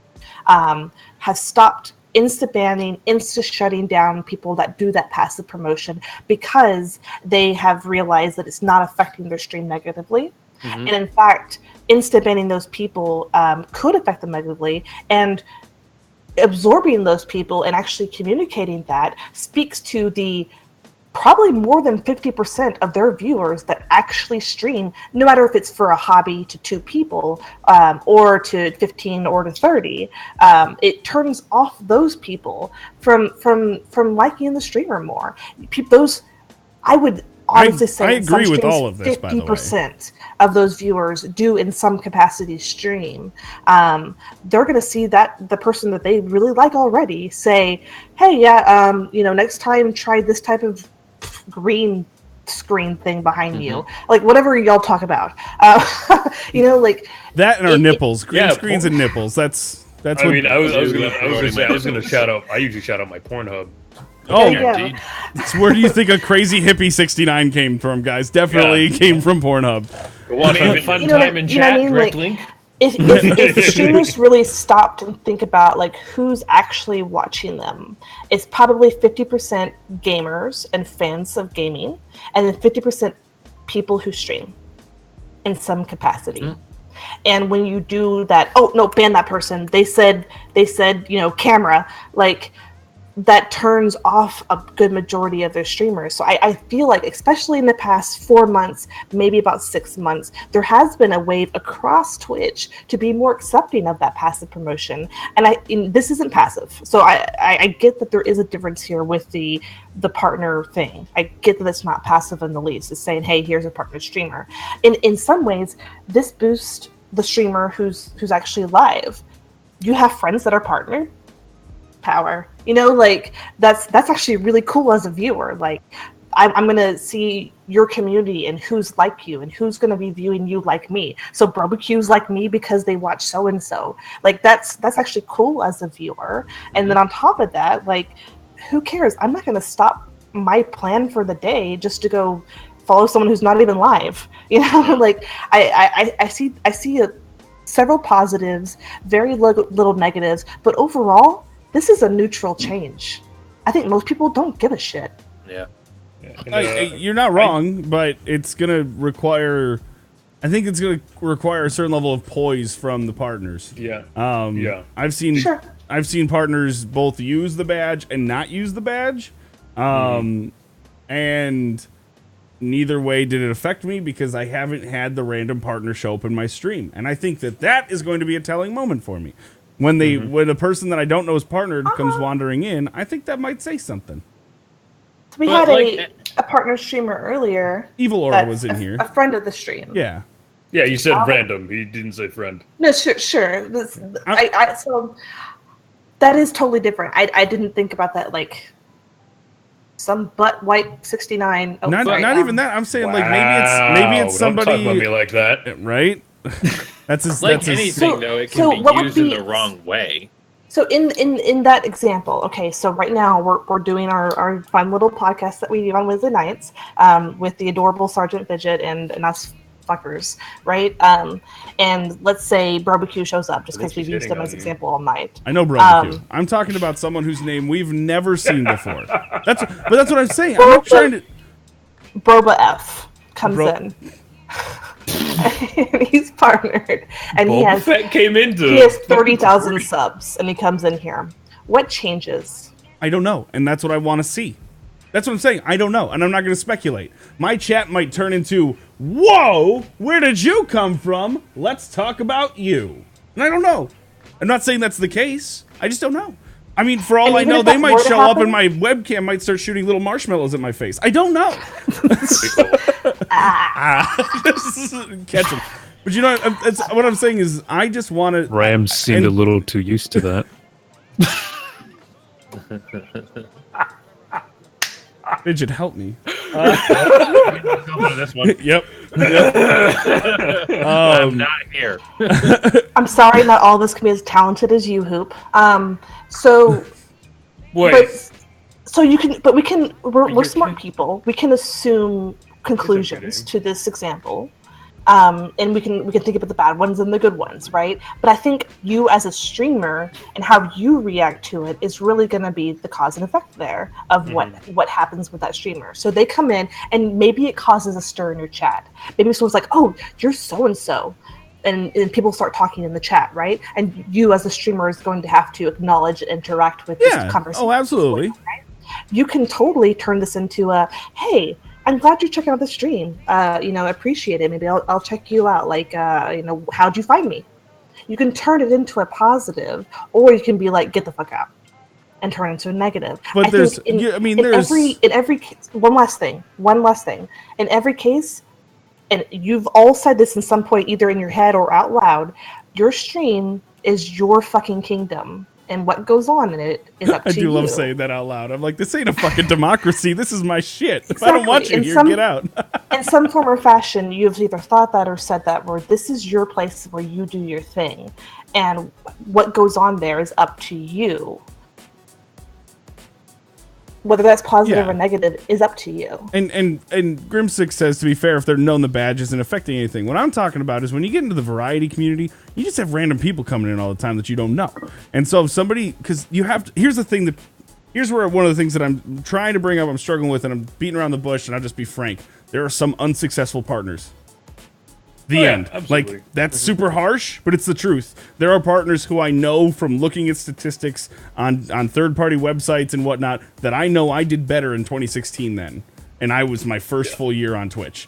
You know, there's some partners that just are not successful anymore. Maybe they were once and they're just not anymore. And I've seen someone go from over 200 subs to 12. Yeah.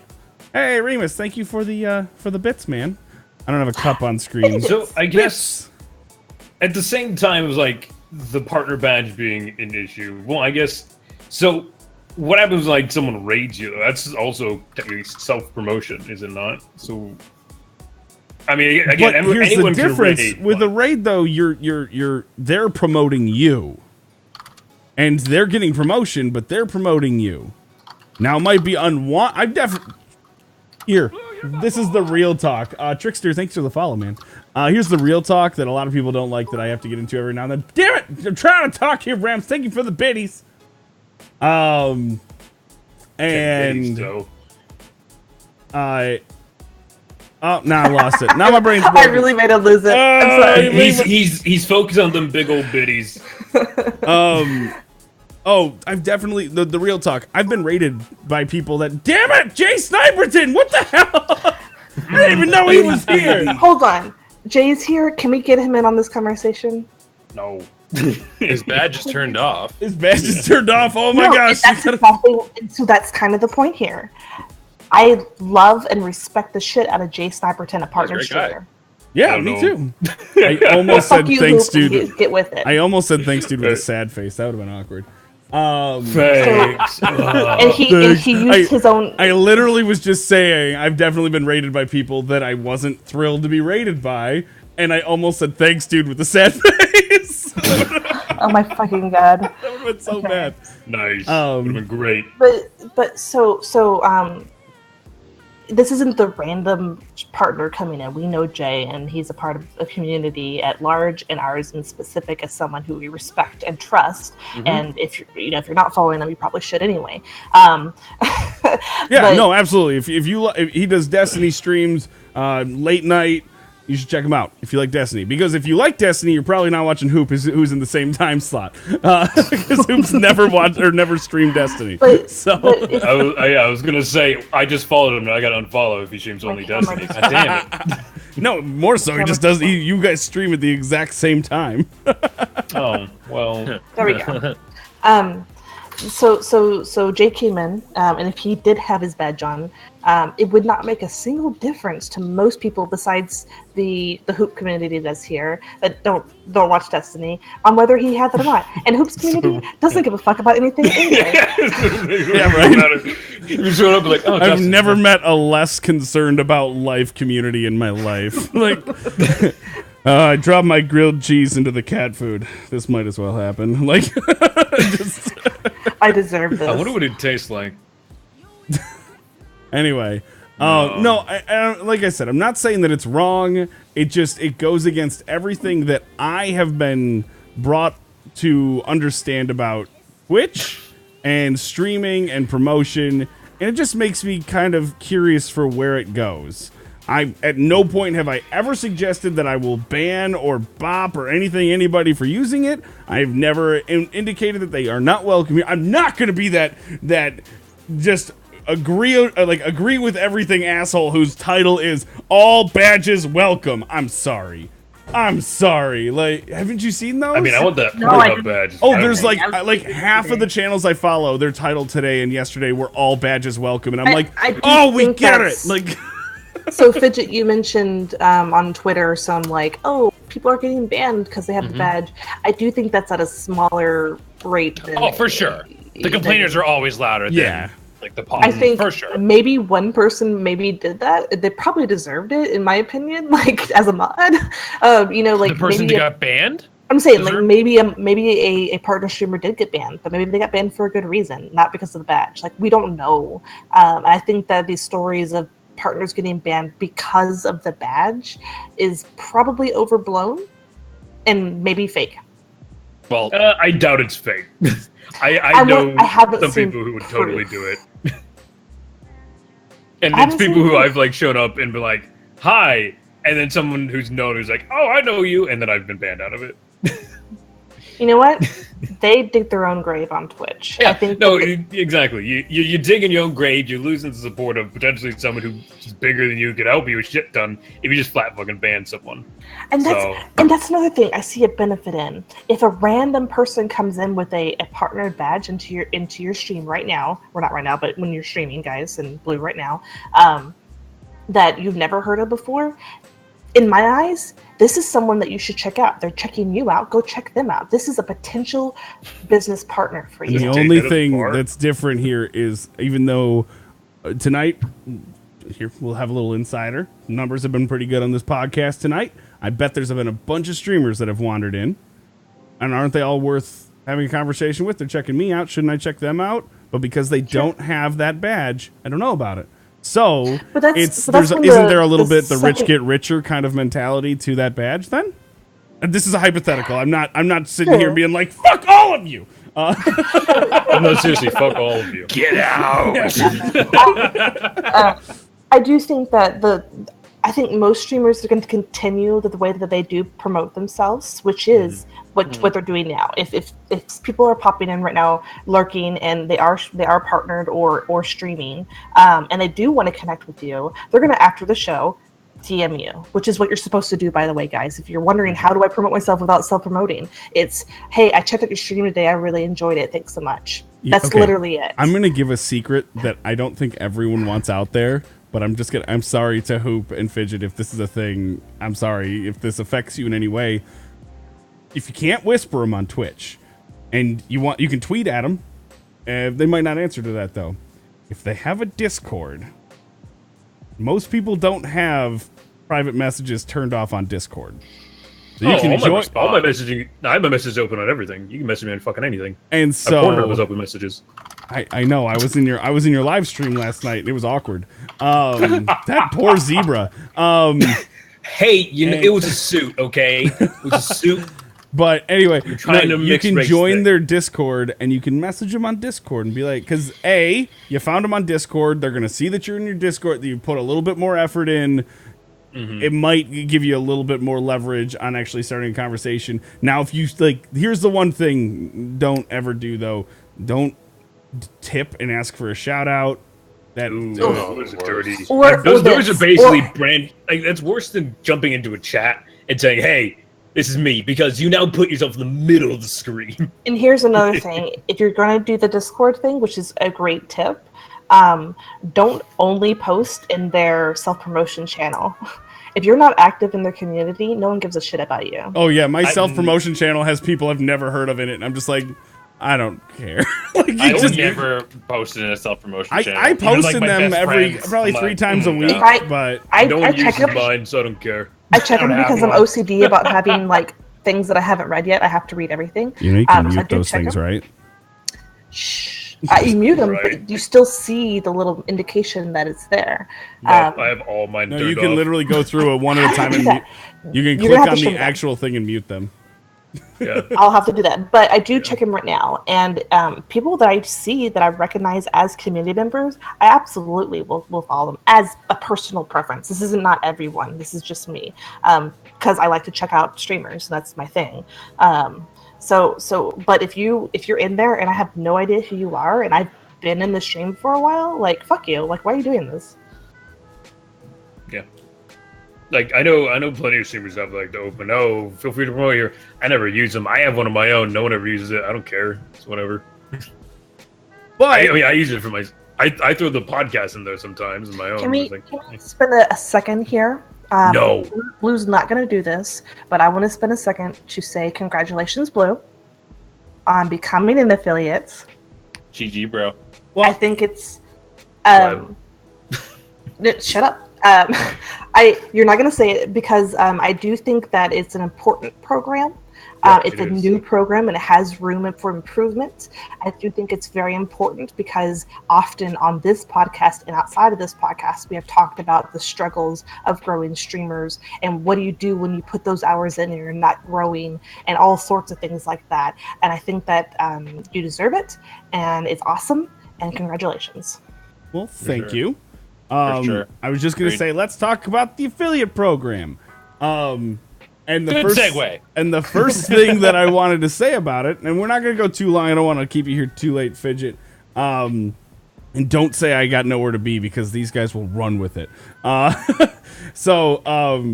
one thing I want to say is I think that anyone who streams with a regular schedule and has 50 followers and has between 5 and 10 average viewers is going to get this in the next 6 months. I think every single one of them. And right now, as far as I can tell, because I'm pretty sure if you guys care at all about being affiliates, you've probably done the same thing. You've neurotically been like, how did they get it? Trust me, it went through my head over and over again. I saw people, I was like, I'm happy they got it, but why didn't I get it?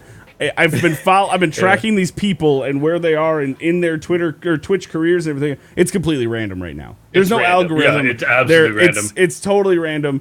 And I think over the next 6 months, as they do these slow rollouts, they're literally going to hit everyone who streams on a regular basis.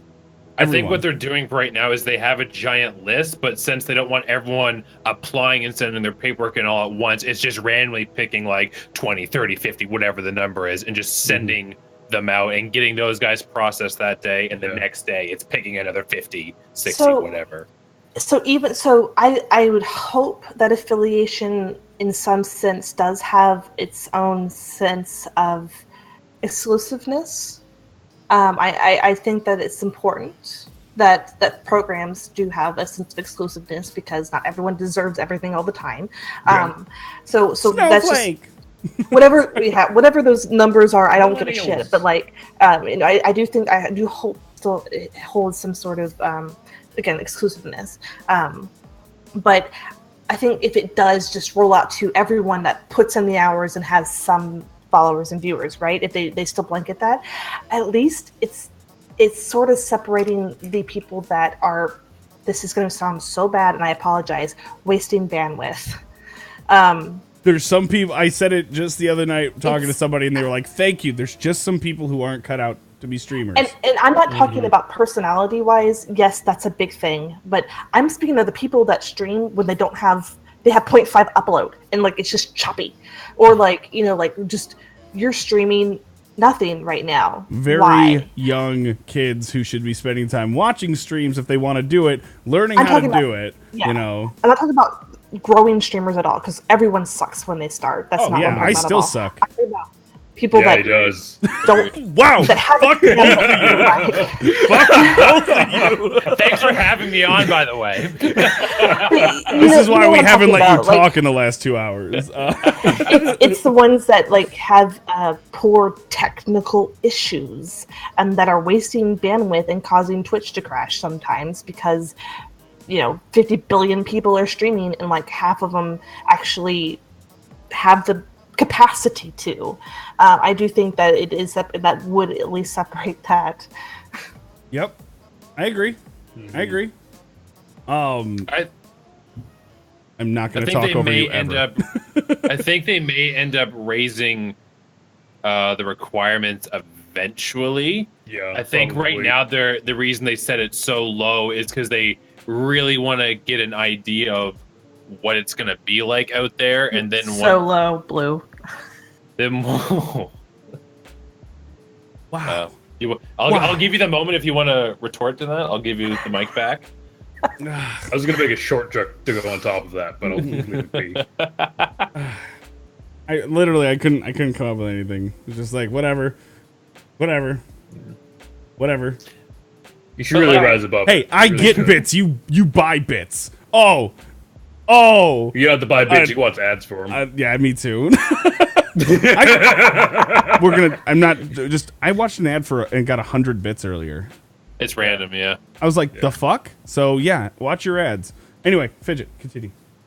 Well, I was just gonna say about being exclusive and whatnot. I think eventually they even said the requirements may change. I think they set it low to get an idea of what it's really like. See if maybe these low people are pulling in some revenue for Twitch, if bits are going to them, and as they see which size channels are actually using the bits, and once the sub button launches or whatever it's going to be more often, that's when we're going to start seeing the requirements go up. I could be 1,000,000% wrong in this. That's just my speculation. I would say that I think if you like the affiliate program, buy bits.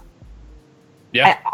I honestly think that this is a part, it not just not any way the purpose, but I think one part of this is a business decision of getting more Twitch currency going. So if you so if you like the affiliate program, buy bits, and even just a small amount, because they are definitely going to look at that number of how much revenue did we make off of this. And they're doing that sale right now. What is it? $7 gets you 700. $7 normally gets you 500. Yep. $7 gets you 700. Can't say no to that. So, yeah, and farm them if you can. If you can't, YouTube how to farm bits. There's ways around it. I'm definitely going to support it. God. And as I keep tweeting out, I just keep on loading that Gatling gun, the Bits Gatling gun, and just firing it at all the affiliates. And trust me, I'm trying to get those badges early, those Bits badges. So when these two get it, which they're gonna get it. But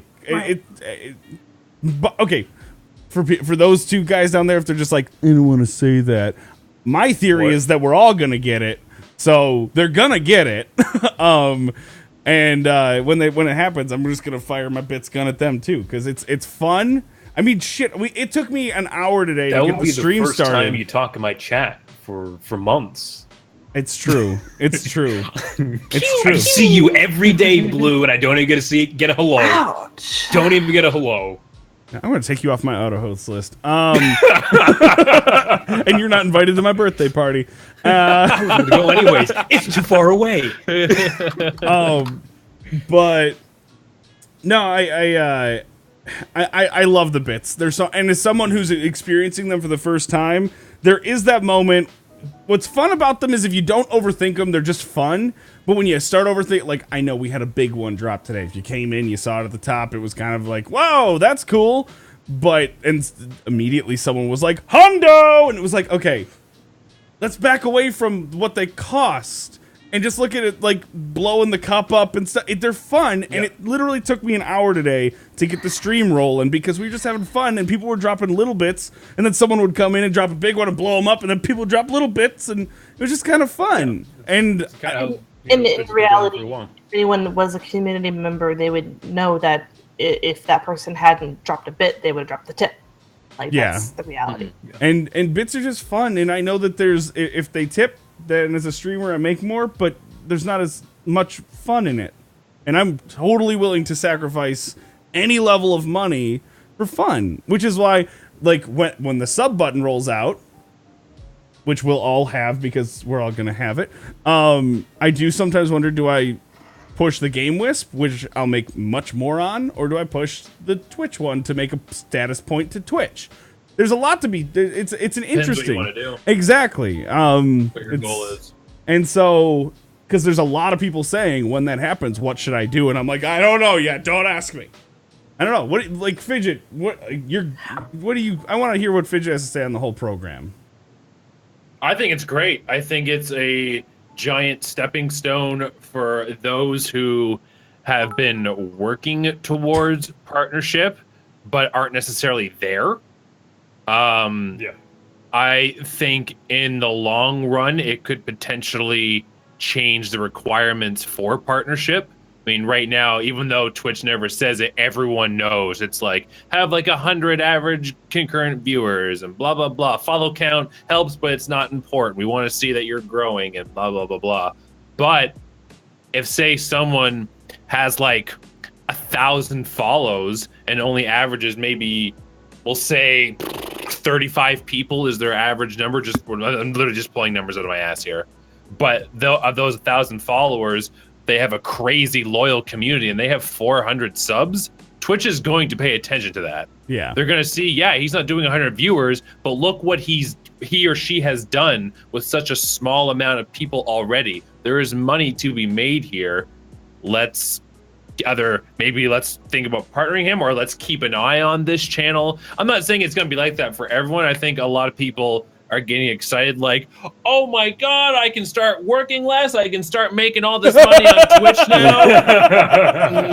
No, keep your job. Keep your job. That's not what's gonna happen is you're gonna maybe get a little extra bits or maybe an extra $2 from the sub, whatever the split's gonna be. Yeah, and it's meant to help you take one day off of your job and maybe stream on that day, or maybe it's going to help you buy gear or games that you need for streaming. But I'll tell you what, right now is like a little insider tip: travel, go meet people, go to conventions, go network IRL. People love that, and I know that's where I'm headed next. Is I'm pretty much good on technical stuff, and I have enough games for the next 12 years, so I'm pretty sure that my next step is to go and meet all these people. And Fidget's like a 3.5 hour drive from me, so someday I'm just going to go and like knock on his door.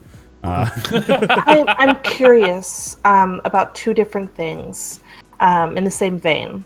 So, I assume people are viewing, and does Twitch view affiliation as a stepping stone to partnership? That's one side of it. And then on the other side of it is, can you lose affiliation? Is that a thing? I believe the only, and I could be wrong on this, so don't hold this against me, but I believe that if in the first calendar year of having affiliation, if you do not do a cash, you need to have $100 in that account to do a cash out. If you do not cash out in the first year because you don't have $100, then they will remove your affiliation, because the whole point is them to make money on you, and if they're not making money on you, then what's the point? Probably it might not be much, but there's probably some sort of cost, like server cost or whatever. I don't know the technical aspects that well, to have like the bits and I know you're not like guaranteed the higher codecs, but you have a higher chance of getting equality settings on your channel. You know what I mean? That all costs money in the end. So if they have this guy as affiliate for 13 months, and over 13 months, he's made $20, even if it's only like a couple bucks for them, why keep investing that into this channel? So it is technically possible. I believe think so. I don't know. We can't confirm, obviously, What if because they we're just affiliate someone that's a fucker, like a racist prick? I don't think it matters. They partner racist pricks. I think if you're like real, if you're like a Nazi, they're gonna ban you from Twitch. Yeah, like they're gonna at the end of the day, they're gonna protect their brand. I believe that they can unpartner you as well. I've heard like what was it? I think it was Bro Tato actually was talking. I think he got unpartnered at one point. Wish got a warning once. Yeah, no, like, Wish got a. Wish got a warning once. No, Almost I'm, took a I'm, warning. but you I'm can take your partnership away. Yeah. I used to watch, what was it? Broman and T-Rex did that Twitch 101 thing literally as I was getting started. And they had Brotato on once, and I'm pretty sure that he lost partnership when he first got it.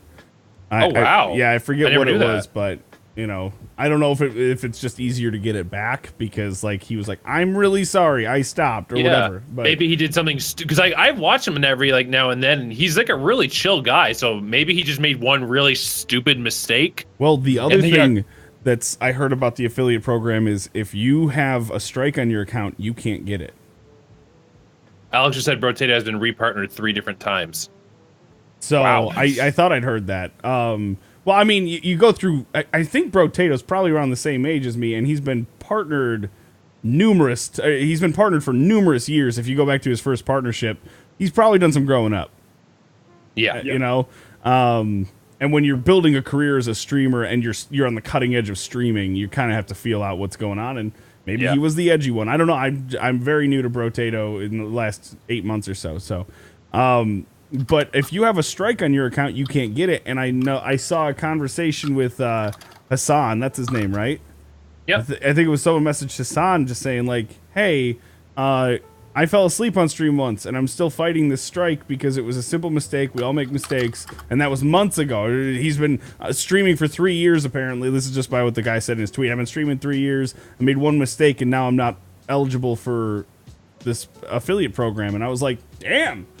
Okay, so you gotta play nice, you know. You gotta, because I know someone else who has a strike on their account because when they raided or hosted somebody, they didn't actually host, so they never shut the stream down. They hosted but never shut the stream down, and and so when that person went offline, they were just there in like a game menu for an hour until somebody was like, "Okay, we're shutting the stream off," and then they got the strike. So, I mean, that stuff happens, but I guess that they're taking that stuff pretty seriously. I don't know. I wonder how much the appeals on that is going to come into play now, but interesting. What are you giggling about? What's happening in chat? Pound her stank. They followed me yesterday, and I wasn't sure if it was a troll or not, and I started laughing about it. They were like, "Nope, it's just legit my name," and I was like, "Amazing! I love this moment." And I just saw him pop up in chat. That's why I started giggling. There you go. 3 words I never thought I'd say in a row on my podcast is "pound her stank," and there it is. A totally different topic. Fidget, what's your favorite username you've come across? Pounder stank. So we can come back to that, but mine is someone followed Blue that was Bill Cosby. Bill Cosby. Yeah, Bill Cosby. I love it. I still love Jeff, Uncle of Crota. Jeff, Uncle of Crota. That's a really good one. Poop. I don't know. I get a lot of random people. What's your favorite username? What's the first one that came to mind? Honestly, the first username that came to my head was Lord Draven, but it's not because it's funny. It's because I was playing games with him earlier. So you're useless. You have no creativity. Yeah. Fidget. Yeah, I have no creativity. What would your favorite be? And also, thanks for the follow, Corethal. I think I said that right. Corethal. Thank you. Yeah.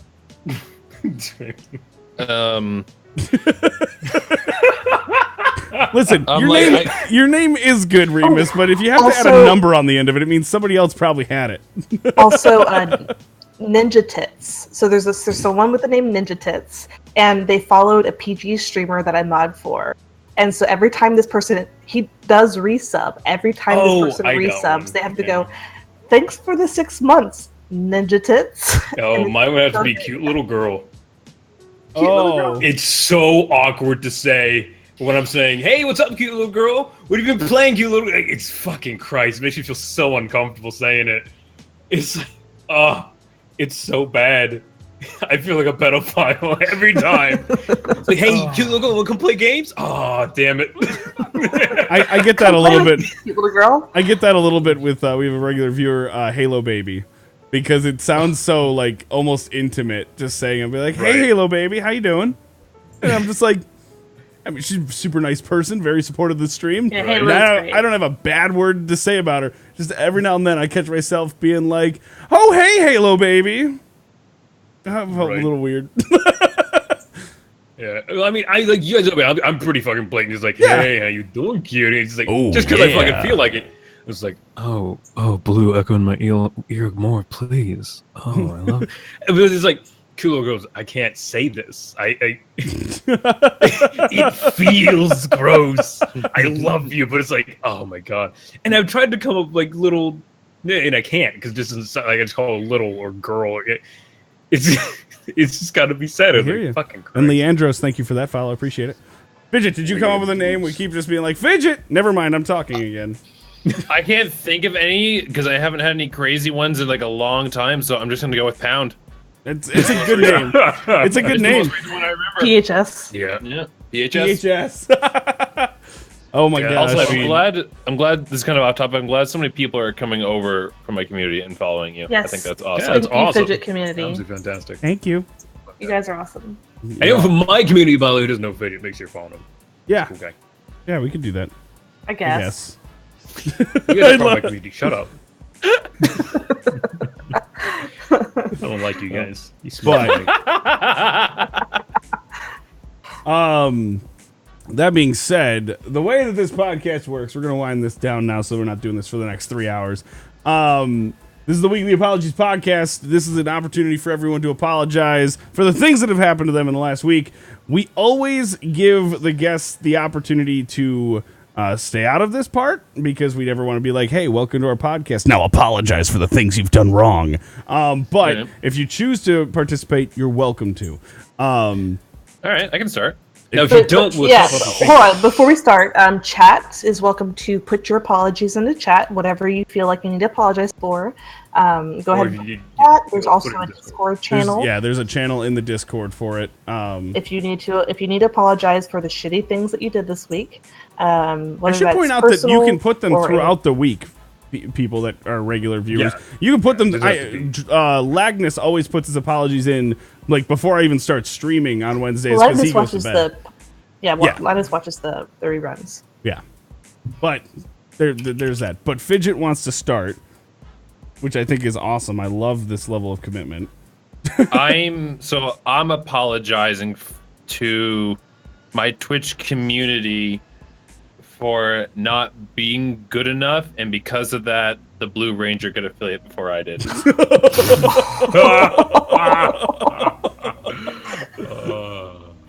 Oh, shit. Oh my god. I want to apologize for the flaming bag of shit that's going to be on Fidget's doorstep tomorrow. Oh my god. No, I'm just kidding. Not kidding. Obviously. I'm not. But I'll go next. I'm actually going to apologize. I was about to say who. Fuck you. To this, I don't know if I can get this in camera. This shirt I'm wearing tonight is, we had a fanny pack and fun time. It's from a good person, a good friend, a really good streamer who left Twitch and went to Beam. Hopefully we can get him back here because I miss his ass, and he's a Starmer, a S-T-A-M-E-R, a Starmer. I apologize to him for not being in his stream in a very, very long time. He's a fantastic streamer and very creative as far as being a streamer goes. Yeah, creative and fun and knows how to build community. And I apologize to him for not being there in a very long time because of commitments, busyness, because I think that he deserves a lot of support. Hope? Oh yeah, I guess I got one. Yesterday I was hanging out with family and my mom got mad for just the stupidest fucking reason. And it's a good way to start an apology, by the way. This is the best way to start an apology. This fucking idiot. My fucking mom. Yeah. No, what is going on right now? We're getting raided. Speakeasy raid. Oh my god. Easily. Are we getting raided by Gathalion right now? We are. Raided. How dare you? And they're probably all drunk as shit because they just watched the Speakeasy and show. I hope you guys have had a few. Hell yeah! By the way, if anyone wanted to put an apology in, you better put it in Discord. Get lost. Yeah. All right, so I guess we gotta hold off on apologies. I'll just save mine for next week. No, you still have to apologize. Suck it up and apologize. No, I like to apologize to my family because my mom exploded, and she was getting mad for a stupid reason, and it caused me to kind of reach my peak. It's pretty rare for me to snap on anything, but I absolutely exploded on my mother and father. I kind of tore them down several pegs and treated them like utter shit. It. And yeah, it very obviously hurt my parents. But I can imagine. So I want to apologize for that. Your robot heart was melted? Your robot heart No, was it's more melted. like my boiling pot exploded over. Holy crap. That's happened to a couple guys I've been with. It's fine. Station King says, I'm sorry for making to my buddy who just got a vasectomy. Oh, shit. You're making sorry nut you said jokes that. to someone who just got snipped? You gotta be kidding me. That's that is Okay, to be fair, being Kevin, snipped is shit's a god. often a choice. Just saying. It's a jam raid. Oh, shit. Yeah. Yeah, you didn't realize what was going on? I knew it was I knew it was from the Speakeasy, but I didn't know. Yeah, they were doing the jam tonight. They're doing the jam. Yeah. I'm Yeah, sorry. I was busy. I've been streaming for the last 5 hours. I'm sorry, but I'm going to have to put alerts on for the Speakeasy so that even when I'm streaming, it just comes up on my stream. I go, guys, it's starting soon. Right. Right. But I always got to. I've been watching, but I haven't seen a Twitch badge show up. I have. Oh, there it is, right there. I've seen two of them. Guardian We were discussing the partner badge earlier, and I know we're ending or whatever, but like I really want to get. Fuck it, let's go longer. Yeah, I really want to get Geo's. we can here, always and let Fidget go if he's like, I'm out. I'm chilling. Okay, cool. Yeah, Yeah, like I if said, you need Fidget's a bail nothing or to whatever, we could Look do. at this dude. He's an So adult. Geo, thank you guys. You guys are amazing. By the way, Raiders, you blew up our chat, and we are completely stunned and don't know what to do. So we were speaking earlier about the partner badge and pros and cons and drama and whatnot that's behind it that we all kind of know right now. And I'm kind of curious on the opinions of people that do choose the badge, because so far tonight we've had 2 partners that do have the badge show up and 1 that doesn't have the badge on showed up. My, let's say, summary of it is, no matter what, we know who you are, and we either love and respect you or we don't, so it doesn't matter if you have the badge. And the other opinion is that it is a sort of passive promotion that may or may not be accepted in some streams. So I'm kind of curious. Well, Goth is a badass. I'm kind of curious, if you wanted to speak upon it, I'm kind of curious on your opinion of the partner badge and the potential. I see that you have it, so the benefit that you see in it for yourself or for others, and if it's just a neutral thing, which I think is what we kind of ended on, is like no one really gives a shit, like we're all going to stream or not. This is true. I don't stream, but they're all going to stream or not. Yeah, no, you're It's right. a great way to meet other streamers, I think. And my only concern with it is that it's changing the face of everything I've known about self-promotion on Twitch. And I'm not saying it's a bad thing, but it's I'm something. going to open another beer since we got a raid. Go for it. I still have no beers, and the only beers I have I don't enjoy. You know what's funny is beer. There we go. I put the follower alert up top so it would show up, and it wasn't working. I'm like, you got to be kidding me. But now it seems to be working. Coffee's here. Hey, Inner Coffee. Sup, Inner Coffee. Hey, yo, they showed up my stream the other day. That was awesome. Yeah, no, Inner Coffee's awesome. He's been around a lot of places. But I'll actually be right back, guys. Yeah, go for it. How dare you cannot leave. You didn't put a I do cap what I want. on? No. You're Canadian, you can't. He's an adult. He can do what he wants. He's a Canadian adult. He can't. I wonder if this is up to date. But no, and I'm not saying that anyone's threatened by the badge or anything. I get all that. I would never ban anyone for it. I would never tell anyone they're wrong for using it. But, you got to think about it from the perspective of anyone who isn't partnered. They're told over and over again, you have to, if you want to grow, you have to promote your stream, but you can't self-promote. And that's, there's a catch-22 there. And now part of being partnered is the ability to do that whenever. And that's my only concern, is that how does that change the face of the stream. Also, guys, thanks for following Hoop. Make sure you do that. And Sgt Fidgt. I almost said Fargent Sidget. So Geo's response is, and I love this. Oh shit! I didn't even notice that. Yeah, but no, dude, that's cool. I love it. Hey, thanks for the follow, man. You're fantastic. Welcome to the breed.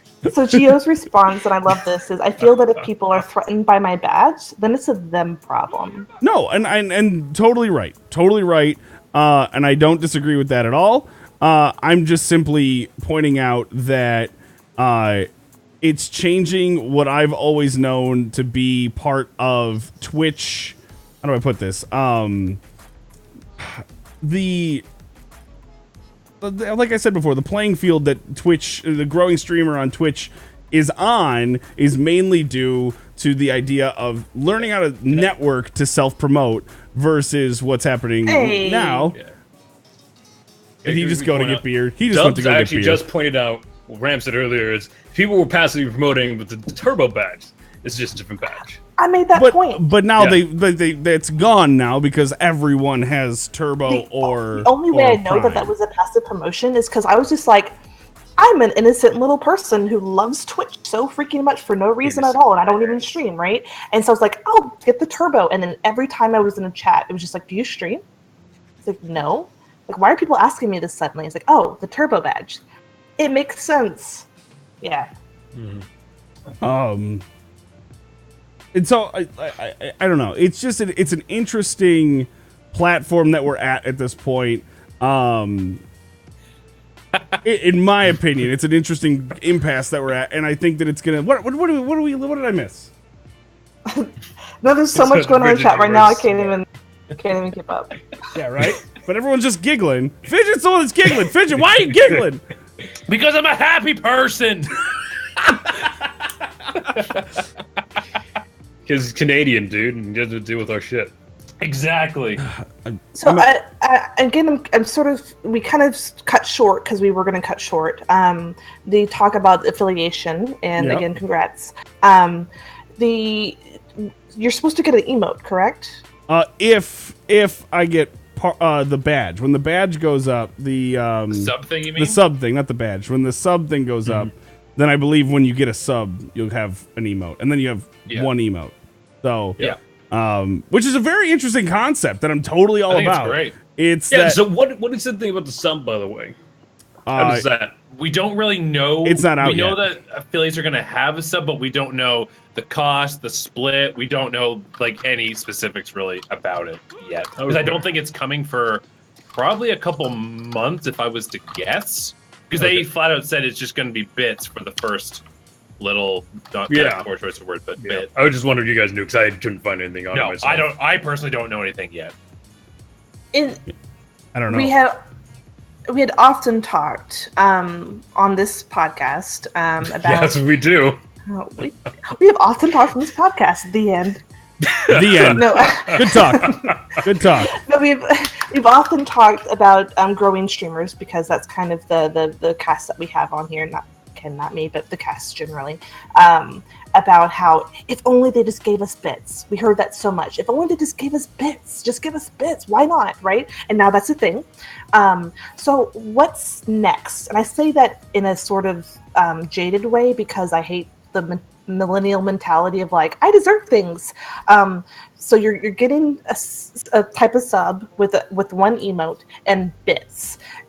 What else would have been great to have with affiliation, or is there going to be another middle step between affiliation and the stepping stone into partnership? Like, what would you have expected from this program? Yeah, I don't know. I didn't want any. I honestly, my goal was just get partnership. I didn't care about bits or any of it, so it still doesn't matter to me. And if we get more out of it, that's fucking awesome.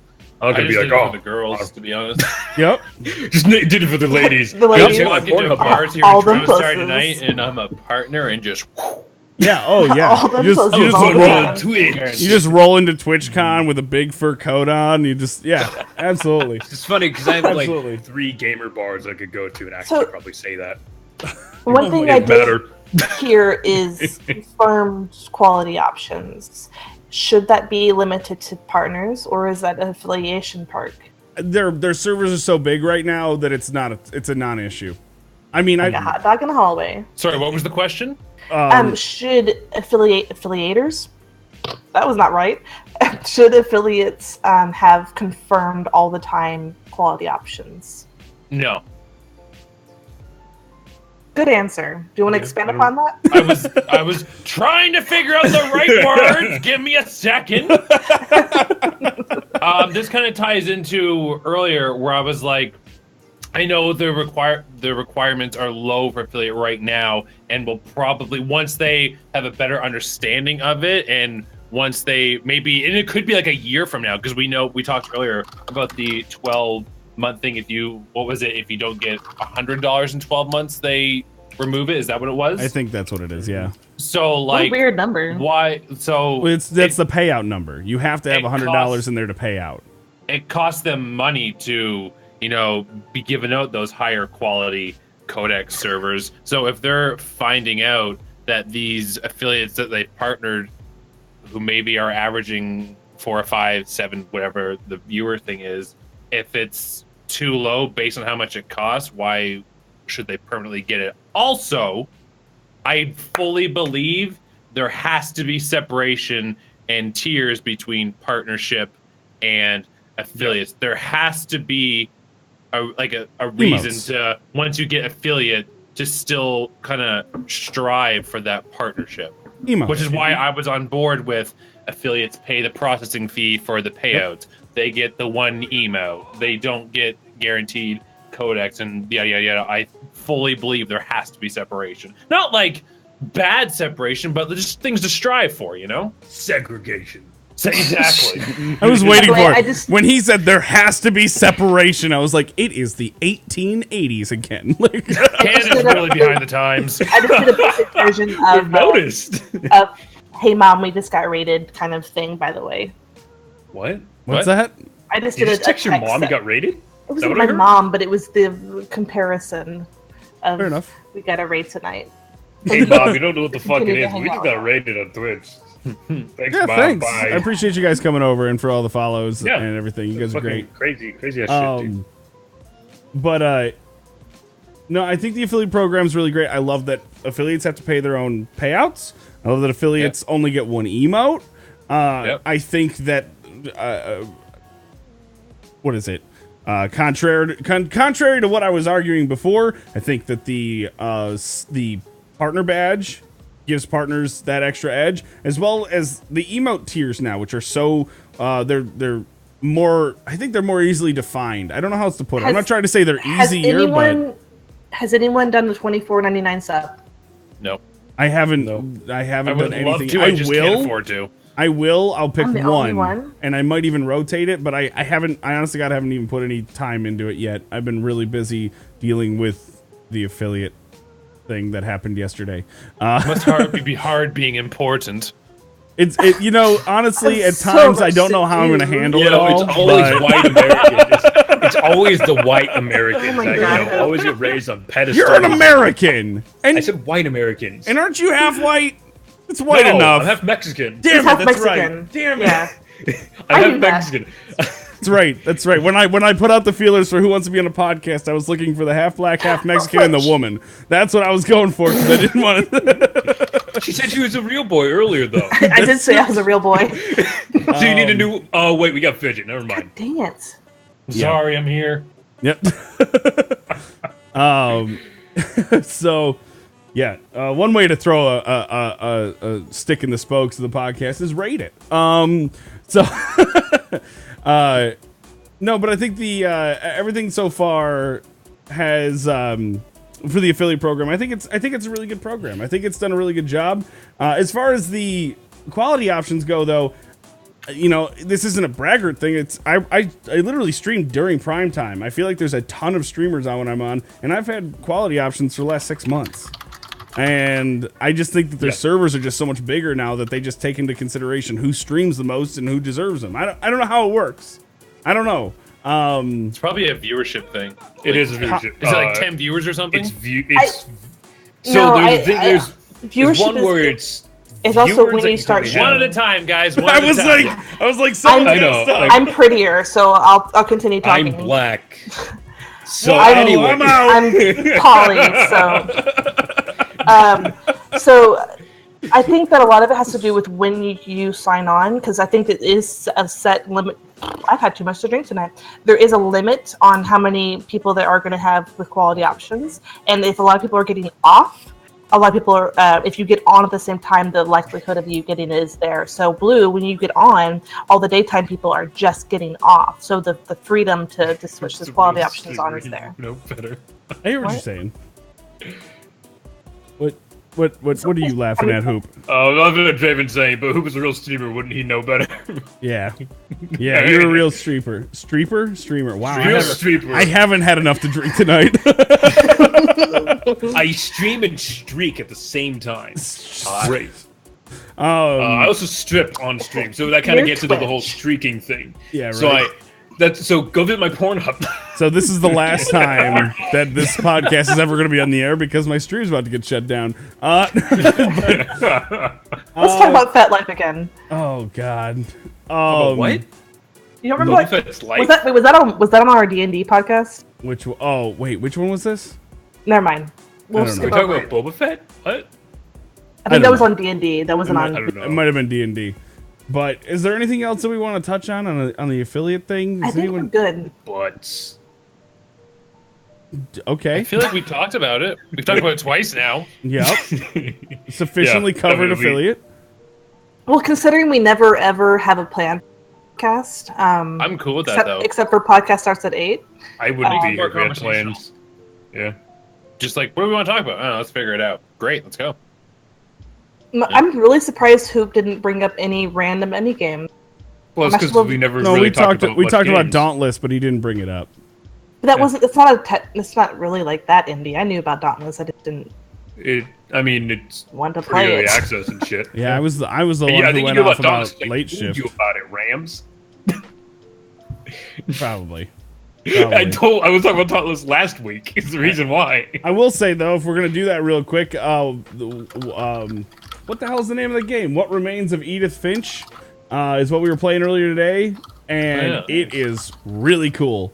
It's kind of one of them. It's not a walking simulator, but it's kind of like The Vanishing of Ethan Carter. But it's The Vanishing of Ethan. Play that. Vanishing of Ethan Carter is very good. It's like The bought it Vanishing. in the winter sale. Yeah. Sorry, I keep cutting you off. Go ahead. No. I see. So play anyways, it's yeah. good. But the what is it? What Happened to Edith Finch is kind of like The Vanishing of Ethan Carter meets Coraline, and it's really good. We're probably about 3/4 of the way through it, I would argue. Unfortunately, I had to stop because of the podcast, fuckers. And but no, it's really enjoyable if you like that kind of narrative, like mystery kind of game. You're kind of discovering a story and a mystery as you go through it. Can I quickly point out, Rams? I think you'd be a gorgeous furry. Thank Just you. hide the face; it'll be fantastic. Thank you. I'll get a full thing. Full suit, yeah. Can your hair fit inside of the furry costume? No, it is a furry. What are you fucking talking about? No, but the story I just told is absolutely real. I banned from a channel. Again, I don't stream. I just mod. I banned someone from a channel, and they then started the DM talks because I don't turn off my whispers because it's fun. And they were just like, "Why'd you ban me? I was totally innocent." I'm like, "No, you're a fucker." And it was like, "No, whatever." And like the back and forth. And then they're just like, "This is bullshit. Like this is a bullshit stream." It's like, "Okay, cool, get out of here." And they're like, "You look like," because I have a picture of myself on my profile. And they're like, "You look like you'd be a furry." I was like, how did I guess it's saying you look like a weirdo, but so what? Everyone on Twitch is a But weirdo. like, that's such a specific insult in their eyes. Like, why did Right. why not like you look like a douche or Well, a dyke I'd be like- fill in the blank with whatever derogatory term you that's- want? Why did they go to that? Like, I mean, I it's the definitely same would thing just as have to saying respond with something along the lines of like, "Wow, you have a very, very specific view of what someone who's a furry looks like. Have you Right. been to these parties?" that's why I was just like, that's a very weird insult. Like, I don't know how to respond.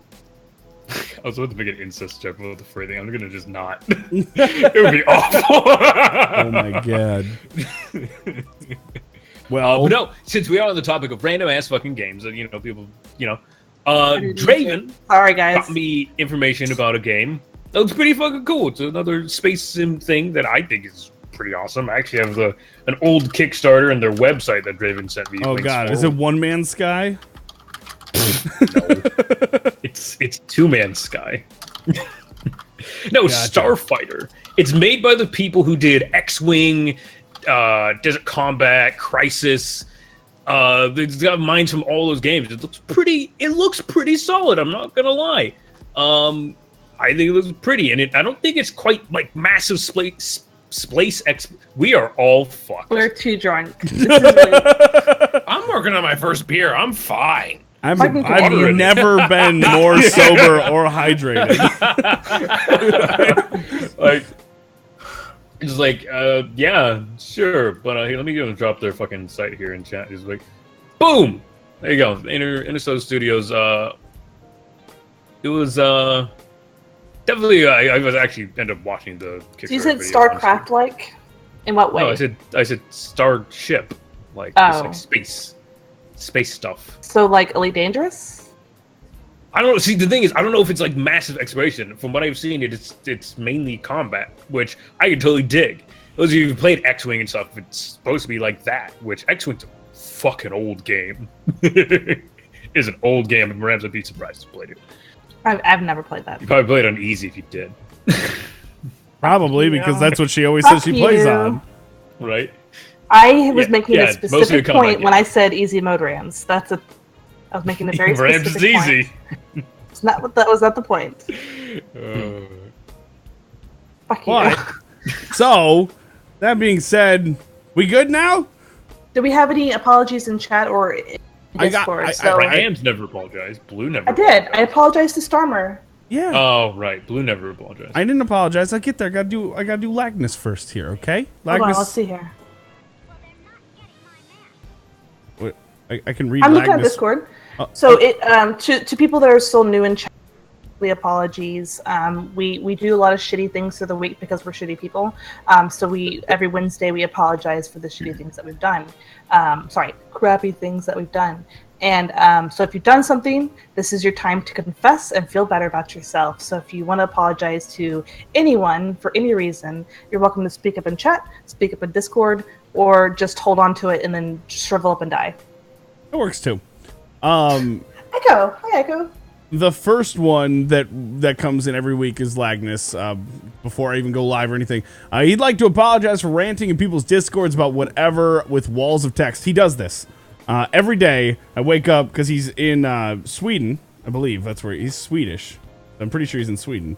I told you I'm Swedish. Exactly. He did say that. He said that before. And so he's a few hours ahead of us, which is why he's not here right now. He always watches the VODs or watches it on YouTube. And I wake up to walls of text about him talking about Pathfinder and games that I don't like, tabletop games that I've never heard of. Which, hey, more power to you. Every now and then someone in chat in Discord will be like, I love that game. And then they have a great conversation. But more times than not, it's just a wall of text to think Lagnus just needed to talk. And I love you for it, Lagnus. And he says he'd also like to apologize for chanting 2 men enter, 1 man leaves whenever 2 people need to get by me at the cinema. Not everyone knows how to handle that. And I don't know if that's a real story or not, but I hope it is. I would hand out tickets and knives. When you see this tomorrow, I hope it's real. I really hope that's real, because that's amazing. Flesh Mad says, I'm sorry to the married couple from Skyrim. I accidentally murdered the husband, and now the couple is stalking me in every hold there is, including the dead husband. You broke your game. Yeah, that's restart. Yeah, you gotta start over. If you kill someone, they stay dead. That's how that works. Not if you use magic. Oh, Lord. And Deej says, I'd like to apologize to the poor college kids I'll be spinning for later when I'm in 100% don't give a fuck mode. Oh, there you go. Oh, time so you're put just, on some he's an actual DJ, and he's going to DJ and not give a fuck mode. And they won't either. They're going to be on so much shit they probably won't even notice. And if you're curious, Deej will sometimes DJ live while Blue plays on this channel. So it's kind of fun. He takes requests. Cool. That's cool. I'm gonna be honest. I don't think I've never seen that on any stream before or since. So I don't think I've either. It's pretty neat. I've seen DJs stream. But like live song requests spun by DJs on a gaming stream. Yeah, It's kind of like those baseball statistics. It's like, oh, it's the farthest ball ever hit in this stadium on a Wednesday when it was partly cloudy out and the weatherman was actually out sick with pneumonia. So it's not really all that special, but I think it is. Anyway, my apologies. You phrased it wrong. Beach isn't all that special, but we have fun. Anyway, my apology is all too real. It is Wednesday, and I have yet to make it to work on time this week. And so, and by like hours. So I am sorry to my coworkers. Today I thought I was gonna make it until I realized I left a window open. And when you live where I live, you leave a window open and you don't have a stream set up when you get home. So I had to turn around and come back. So it's been one of those weeks, and people making up for my lost time a little bit there. So gonna have to fix that. Bring a pizza to work on Friday for our 1-6 Saber apologizes for backseating Hippie that one time when he was playing Metro Last Light. Wait, what? Metro Last Light? When were you playing that? I literally talked to you about it. You said it was boring looking. Shut up, Rams. I say that about a lot of things you play, though. Yeah, I know. to be fair, Metro Last Light is boring. I think it's absolutely fantastic. But I don't even remember when it's fucking, I don't know, people probably did. It was like, why didn't you sneak? Because I want to shoot things. Well, that being said, I appreciate you guys coming out. Real quick, we'll kind of go in reverse order. Rams, tell the people where they can find you. I'm Ramsbug. She's easy. There you go. Google it. You'll figure it out. I don't stream here on Twitch, but I do mod for several communities, including ImTheBlueRanger, as well as a lot of other people. I am a Twitch enthusiast. I'm a professional viewer. So if you want to know who I'm watching and why I like them, follow me on Twitter at Ramsbug. I will, when I'm not crazy busy at work, I will tweet out who I'm watching and why I like them for the week. And you can find new streamers and maybe find a new community. I like community-based streamers, so I usually find a good home for people. So come stalk me on Twitter at Ramsbug.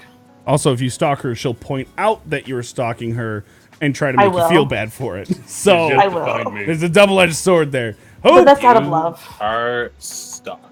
So before that, I really want to point out real quick the shit that just got dropped on Rams during her Rams crate. I don't have a YouTube that is a joke. The promoting banner, the fucking flashback with easy mode shit.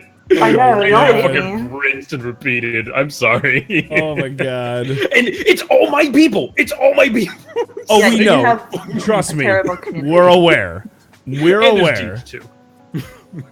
But yeah, my name is Crazy Hippie. Most people call me Hooper Hippie. I'm a variety caster here on Twitch. I stream every single day, 8 hours a day, starting midnight to 8 a.m. Pacific Standard Time. You'll find me playing just about fucking anything. You also find me on Twitter under Crazy Hippie 69 and anywhere else under Crazy Hippie 69. And check out my Pornhub at Crazy Hippie 69. I wonder if it does exist. I wonder if it does. Don't find it. This for 2.5 hours. You don't know if it exists. Well, I mean, I don't have one. I'm gonna Google this. Oh, yeah, Lord. It's time to find out. Let's see if there's a... Mute your computers. We don't need any unexpected sounds playing. Oh, Lord. My sound doesn't come through the computer. What? Then unless you're on speakers. If you watch it the way I do, everyone hears it. Just kidding. I thought there'd be laughs. I hear it in Texas, and you're in New York. Apparently, everyone's uncomfortable with that stuff. I thought we were making jokes. You do not. Oh, what? It's not real.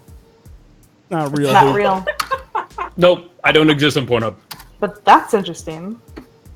So I don't exist on Pornhub. Makes you a little sad, actually. It's too bad. Fidget. Yeah. Tell the people where they can find you. Hey, Sgt Fidgt, a variety streamer. You can follow me here on Twitch at twitch.tv/Sgt_Fidget, or follow me on Twitter at Sgt Fidget. Just one word, no underscore in the Twitter. God damn it, Flash. But I spelled it right. I'm pretty drunk. Yep. That's I just me. do this. So there, go click on all those links. We're the best mod stage. High five. That being said, if you're watching this or listening to this, you're probably on my channel, but of course, I'm the Blue Ranger, and I stream Monday through Friday at 5:30 p.m. Eastern Standard Time here on Twitch, and on the weekends, I'm trying to do morning streams at 9 a.m. Saturday and Sunday. You can also check out my YouTube channel, youtube.com/ImTheBlueRanger, for uploads of this podcast, which has literally never been on a podcast app, so I don't know why we call it a podcast. This podcast, I don't know. This podcast, Dungeons and Dragons every Sunday. That'll all be uploaded, as well as all the horror games. Apparently, I'm only Apparently, I'm only doing horror games on YouTube anymore. So I don't know. But thank you guys for coming by. Thank you to the Jam for that raid. It's been a fun night. Fidget, I appreciate the hell out of you for coming on and dealing with us for the last 2.5 hours. Guys. It was a lot of fun. Yeah, thank you. It was a chill, like 2.5 hours. It was fun. And so, thank you for being That's here. a long time. And I'm going to shut down the YouTube video, and then we're going to raid somebody. Okay, and bye.